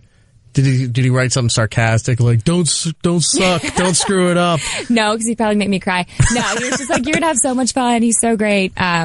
But he's always, I love Colin. I think he's so talented. Well, this was great experience for the time when you do get asked to host Saturday Night Live. You already got the rhythm and the motions down. Like, this is easy. I kind of just want to go on and not be announced whatsoever, and have them their hair and makeup department is so incredible. Just have them completely make me up into character and see if anyone notices.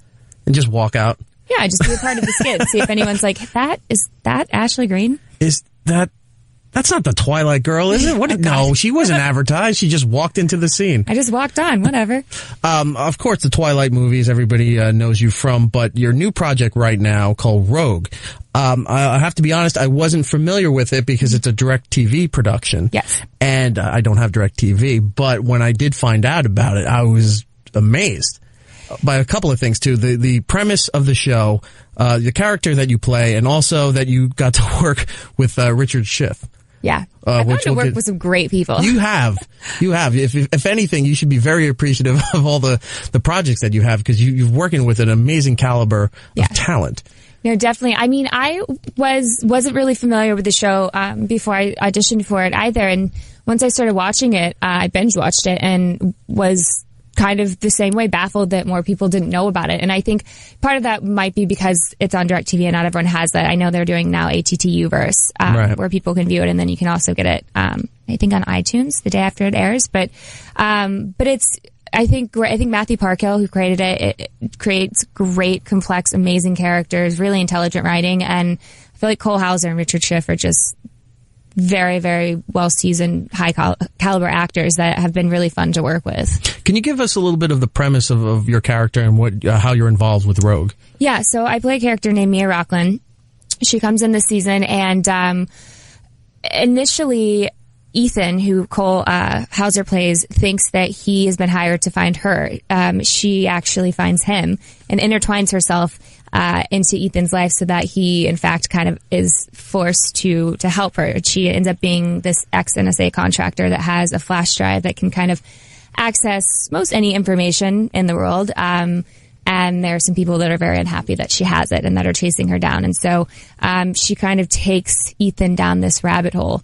And it was definitely a daunting character to play and come in and kind of go head to head with someone like Cole, because he is, I think, such a kind of dominant, intimidating figure. But it's, I think, going to be fun for the audience to see kind of a female counterpart for Ethan Kelly, because you haven't really seen that, I think, in the other seasons. And they definitely play a game of cat and mouse throughout the entire season. There's a bunch of different, I don't know if it's fair to say influences, but I can definitely tell some similarities to like the Bourne series, Mission Impossible, but with you in the flash drive has a little bit of a feel of like Anonymous. Mm-hmm. You know, that you can get into anywhere you need to be at any time. Right. And I think from what I understand from the episodes I saw, now you're starting to realize you can make money off of this. So now it's like not only trying to do what you feel is justified, but you're like, hey, I could make a nice fortune by doing this too. Oh, yeah. I mean, I think listen, one, I think Mia knows that Ethan is maybe one of the only things that really controls him is money. Yeah. And so that's kind of a way to get He just doesn't want your friendship. He wants your money. He just wants my money, but I'm okay with that. I think they're both kind of cut a little bit from the same cloth in the fact that they're both survivalists and they're both opportunists. And they're okay with that. But yeah, I agree. I see the influences that you're speaking about. I think it's really cool to see that on television as well. I think the face of television has changed so drastically. Right. Where we're able to kind of get that type of material on television. I don't want to say, it's so dumb to say it this way when they say TV is the new movie, but we're at an amazing time right now where I think it's beyond the golden age of television. Like there was already a golden age of television, but we're back there again and then some. Yeah. Where now it's in some ways surpassing what you can do in the movies.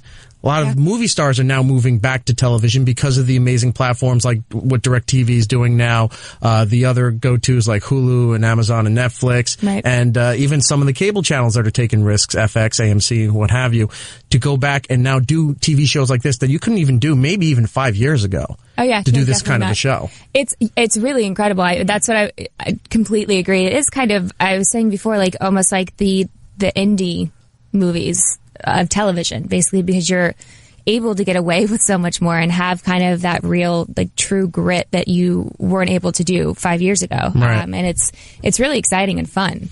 What was it like getting cast and going into a role like this when you just did comedy, like you said last year with Staten Island Summer? You did kind of, those the emotional drama style with Twilight for all those movies, mm-hmm. to go into something this dark and action-packed. I've been waiting for this role. I've been waiting, I think, to be the appropriate age to be able to take on a character like this and to be able to book something like this, because I think even though we have made leaps and bounds with television, I think getting these type of strong, intelligent female roles, it's not an easy thing to do. There's not a ton of it out there. So for me, it was really exciting. And then, equal parts nerve-wracking, because it is a lot, I think, to take on with the character of Mia, to be able to kind of match Ethan Kelly, and to be able to go in and do all of that with the physicality and be believable. And I think people have not seen any side of my acting that has to deal with something this dark. And so it's definitely a risk, but I was really excited about it. They both Cole and Matthew were really great about kind of making me feel comfortable on set and kind of getting me into that groove as quickly as possible, because with this character you don't really have much leeway, because she is, I think, so kind of calm, collected, and driven that I kind of had to just jump right into it.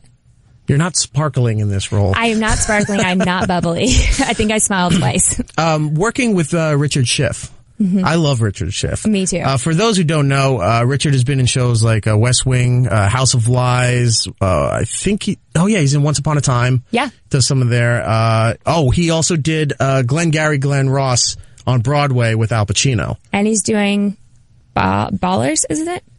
Or was? Oh, The Rock Show. The Rock I think, Show. Yes, He literally just he's does, like, the 3 boss of shows. the agency. Right, I forgot about that. He's all over he was Man of Steel? Yeah, the Superman movie? He does literally 3 shows at one time. He just kind of flies in. He's really incredible to watch. What's he like to work with? With me, he's the most incredible man ever. Like, he's always like, you're just so sweet and adorable. So he kind of like took me under his wing, I think, too. But, I think. Is it like fatherly, or is it like an experienced actor just trying to show you the ropes of where you can go and what you could be? Almost more fatherly, but, cause I worked with him a bit. I worked with Cole mostly, but when I worked with Richard, it was definitely a shift in the atmosphere. It was like, you saw Cole and him kind of turn into little kids. Huh? No pun. Shift. But it was really, listen, for anyone in production, like, I think someone of his caliber, he comes in, he wants everyone kind of to work as hard as he works and for things to be organized. But to his fellow actors, he is really warm and open.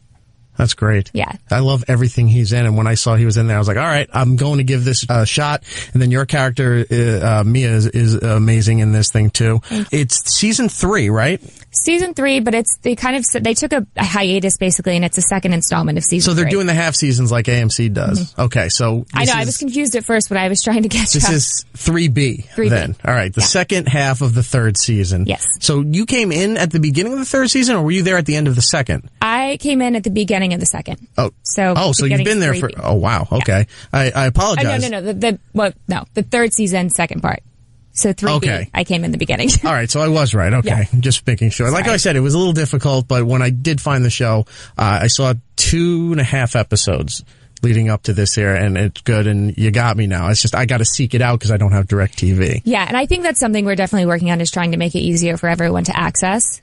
You said it was available the day after on iTunes? I believe it's iTunes. I'll double check if I'm wrong, but I think it's the day after on iTunes you can purchase it. All right, so if you don't have DirecTV, it doesn't mean you shouldn't watch the show. Go to iTunes the day after. By the way, Rogue is on Wednesday nights, 9 p.m. on DirecTV. It's on tonight. Yeah, and then if you don't have that, get DirecTV, and if you can't, get it on iTunes there. There's always a way to find it. Yes. You were also on a show that I liked, and I didn't realize it went away until way later, was Pan Am. Yeah. I loved that show. And then it was one of those shows where, because of what I do, I have so many shows and movies to watch and books for guests coming in, and it sits on my DVR. So on the weekend, I'm like, okay, this weekend I'm going to watch these shows and plow through.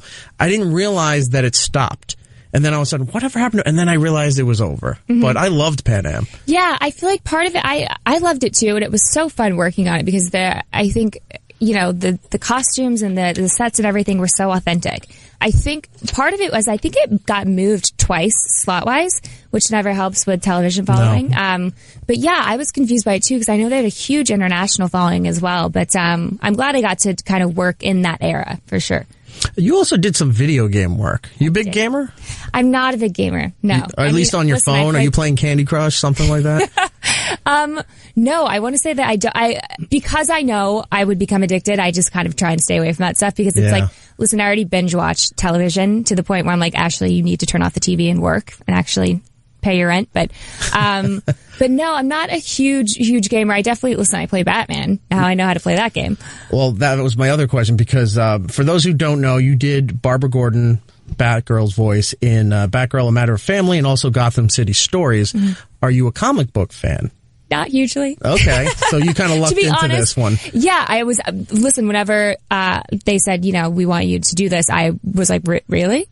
Okay. Oh, it's a great opportunity. I don't know why anyone would say no. Yeah, no, I mean, it definitely opened me up, I think, to that world, which is always something very cool about this job, is that you kind of get opened up to different things that you would have never experienced. And I definitely got a lot of points with my guy friends. I mean, I made everyone come over and we all played it collectively. Especially anyone you're with, it's like, Batgirl. My girlfriend's now super cool. Was that something that you maybe would explore in the future now that comic book movies and superhero movies are such a big standard as far as Hollywood goes? Mm-hmm. If that something came around and said, hey, we know you did Batgirl in these games here. There's a character for this DC movie or Marvel movie or one of the independents, something like that. Would you want to, throw in some spandex and some boots and go kick some ass? I love spandex. Yeah, no, definitely. I think I've been wanting to do that for a very long time. I just think it'd be really fun. I grew up doing martial arts. I've always been really physical. And so, you're perfect for it. Yeah, I love doing my own stunts. And so, that's something I would definitely love to do. You should tell your agent, because a lot of the people they're casting for these movies, they got to train them if they don't already have experience in Taekwondo or something like that to get into the superhero action mode. You already have that experience. Mm-hmm. You'll pick it up in no time with the way they shoot everything and how to choreograph everything. Throw it out there because they're like, hey, she knows how to do it already. This is going to save us a lot of time. Get her on the set. Whenever I'm training, my trainer's always like, why don't you do an action film? I'm like, I think because there's a lot of actors that want to do it, but I'm like, I know how to shoot bow and arrows. I know how to shoot guns. I know how to do martial arts. You can do almost every one. I'm waiting. You can appear on Arrow. You could be in the Avengers somewhere. The Avengers. You know how to shoot a bow and arrow. You can kick someone's ass. You just have to learn how to take a bump, fall down, and do I've that. done a lot of times. I've broken a lot Wonder of bones. Woman kind of jump. Yeah. You've got it down. Your resume is perfect for this. Guys, I'm waiting for your call. Marvel, DC, listen up. There was another thing you did too, which is great to see. You're doing coming up an animated movie, and it's a different style of animation movie. Max and Me? Yes. Okay. Working with somebody else I really love, Hector. Why am I spacing on his name? Elizondo. Oh yes. I didn't actually get to work. That's the thing with voiceover work is you don't. Really I was just going to ask, did you do a roundtable recording, or were you just individual studios when you could? Individual sessions, but I did not expect this. You don't expect, I guess, when doing animation for it to kind of tug at the heartstrings and be kind of something that's not necessarily going to make you laugh. But it was a fun experience. I think I'm definitely learning the ropes of voiceover work, which I am really enjoying. It's a really fun thing to do. I mean, it's interesting because all you have is the inflection in your voice to show emotions. You don't have, Did they show you any of the scenes or the rough drafts while you were doing the voice work, or did they just say, here's the description in the copy, try to match it as best as you can? No, they'll show you some clips if they have them. It just depends how far along they are in the process. Like the same thing with Max and Me, as with Batman. They kind of would show me the rough version of what they had just to give me some type of sense of the setting. What is the premise of Max and Me? It's basically an older man takes a kid who's kind of I guess struggling with anger and life, and he takes him underneath his wing and kind of basically teaches him kind of harsh life lessons, and ends up I guess turning the boy into a man. It's like a rite of passage type show. Okay. Or movie. That's coming out next year, right? Hopefully. Animation usually takes a while. By the time you're done with the voice work, there's still another 2 years before it does take a while. They figure all that out. Listen, I just started kind of working, I'm trying to develop an animated movie, and it takes a while. Which one? It's not out yet, but it's a movie called Fridgeport. Is this something you're just working in, or do you have a personal stake in it? Or? No, we created it. Wow. My boyfriend and I. That's a whole other ball of stress to deal with. Seeing it from the other side definitely puts things into perspective and gives you an entirely new, respect. Well, I got to, speaking of respect, I got to give that to you for not that I'm belittling acting by any means. Acting is very hard and very difficult and takes many years to craft that. But to then take the next step to do the behind the scenes stuff, to learn a producer role, maybe a director role. Mm-hmm. I don't know if you've ever been on set and you ask questions like you're bugging the light guy or the key grip, like what is it that you do? How does this work? Mm-hmm. But to take that step to go and try to build your own thing out of that is it's a creative move and a very smart move on your part. Thank you. Yeah, I think it's all very interesting to me. And I think the more I know about the entirety of the world, I think, a better actor I'll be. And you'll be indispensable. I've always, even when we have interns here, I said, learn every job, whether you want to do it or not, learn it, because most people nowadays learn the one job and they're barely doing that. So if you're the person that can do 9, 10 different jobs and they only want you for the one job, you're going to be hired for that because in case we need somebody to back up or fill in, you know how to do that too. It's actually really great advice. Yeah, they never listen though. Kids today are dumb. Well, one day someone will. And Yeah, it'll be indispensable. but you're already ahead of it. I don't need to give you that advice. The show is Rogue Season 3B, the second half of Season 3, where she plays Mia. It's Wednesday nights, 9 p.m. on DirecTV. Ashley M. Green on Twitter, but it's Ashley Green on Instagram. Yes. Okay. So send her a message. Tell her that how much you love the show. Before you go, I got to just ask you a quick question because this is something that I keep forgetting that famous people have to deal with, and that's the paparazzi. Because I saw you were just food shopping.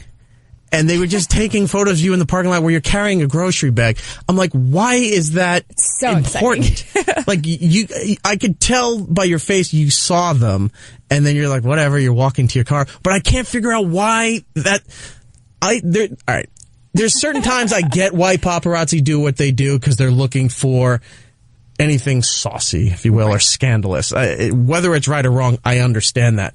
But you're food shopping. Right. Who cares? And that's nothing against you, but I mean, why would like Us Weekly or people want those pictures? Why are they putting them up on all the celebrity blogs where you're just wearing, gym clothes and you're going food shopping?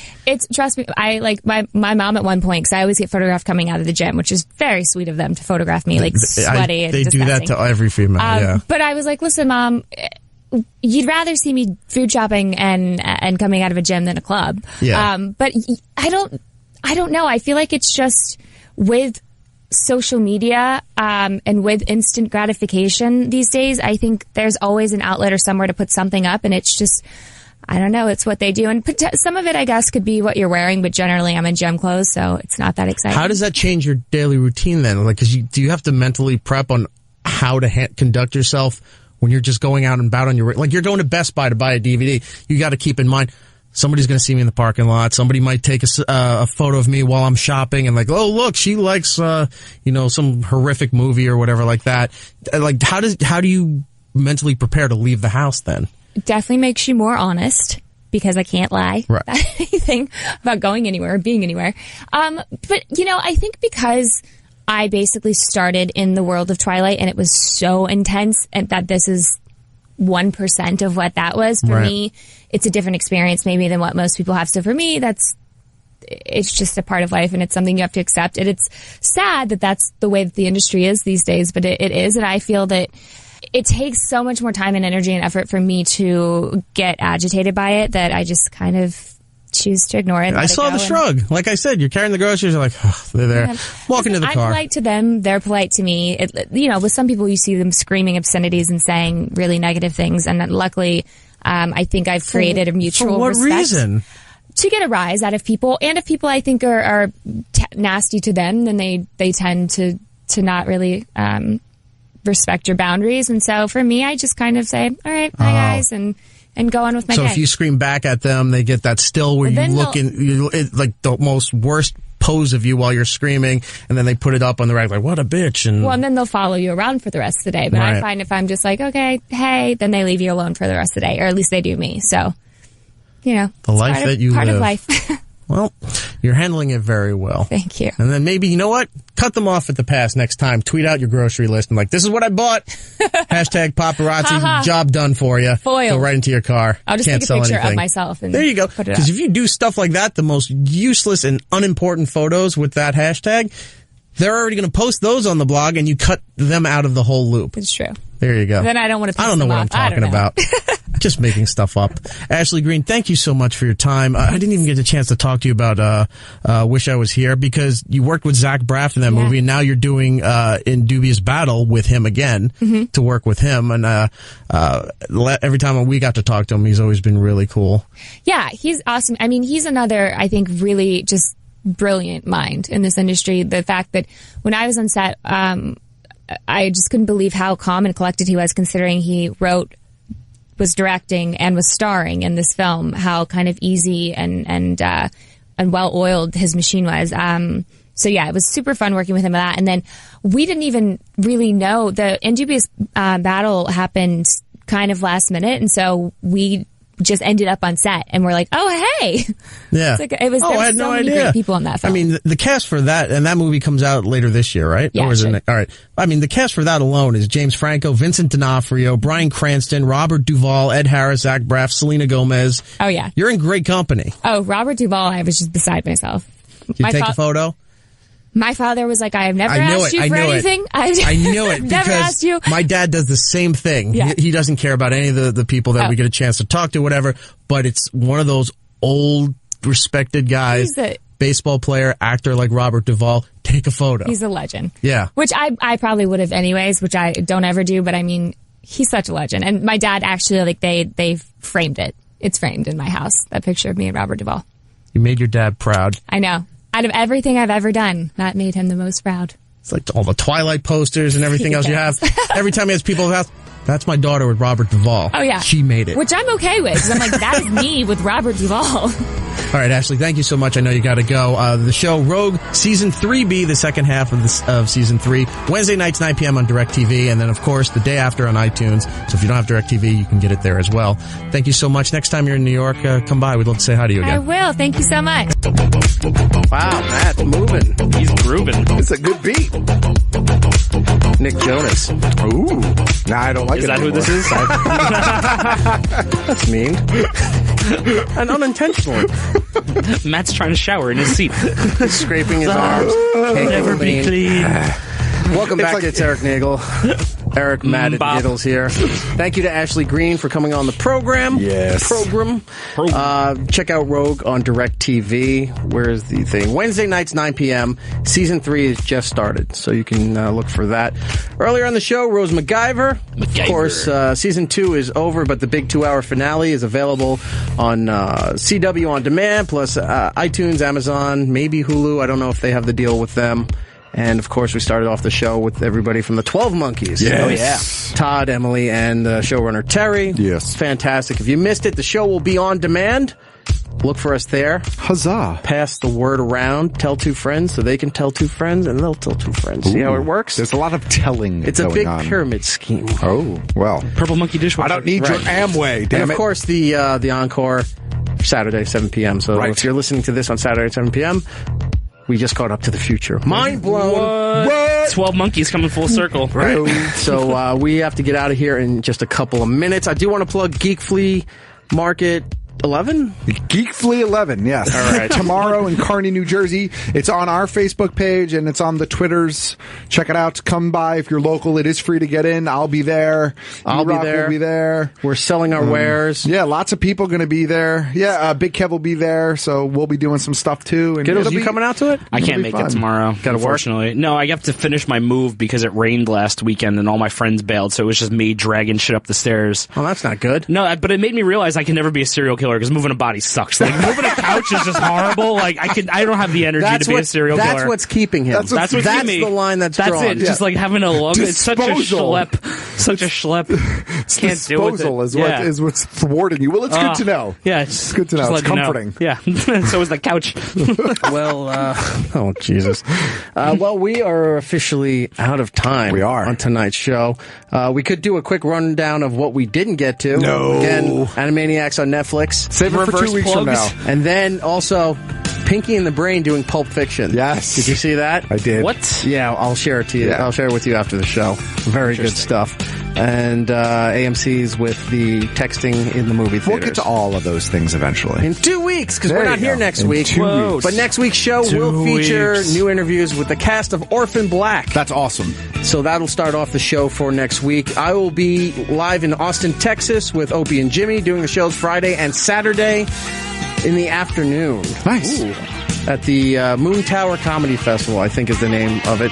Go to Opie and Jimmy on Twitter and Facebook for all the information so you can find us there. And then we're back in 2 weeks with a whole bunch of cool stuff. But let's go around the room. Matt, what do you got? Geek Stuff OG on Twitter, Instagram, and Snapchat. I'll be Snapchatting tomorrow from Geek Flea, so be sure to check it out there. And bkgeekstuff.com for the podcast, and I'm part of each and every week new episodes. So Giddles? check it out. Giddle Base on the Twitter and Instagram. I don't got too much else to plug right now, but me and Lewis are working on a TV TV show. So All we'll right. tell you about it when it happens. It's going to be great. I hope it does well, and work will. me in as an extra. Oh, you will I be. just want to stand next to you in an elevator or something like I'm that. going to come on as a sous chef. We're going to go back. It's Erik Nagel across the board on all kinds of social media. We are tweeting the Geek Fest flea market tomorrow, and we're back in 2 weeks. Get the show on demand. It helps us out more than you know. Until next time, everybody, be seeing you. It's Erik Nagel. And that's all the time we have. Follow the show at It's Erik Nagel on Twitter, Facebook, and YouTube. Unless we do something stupid or something better comes along. We'll be back next time here on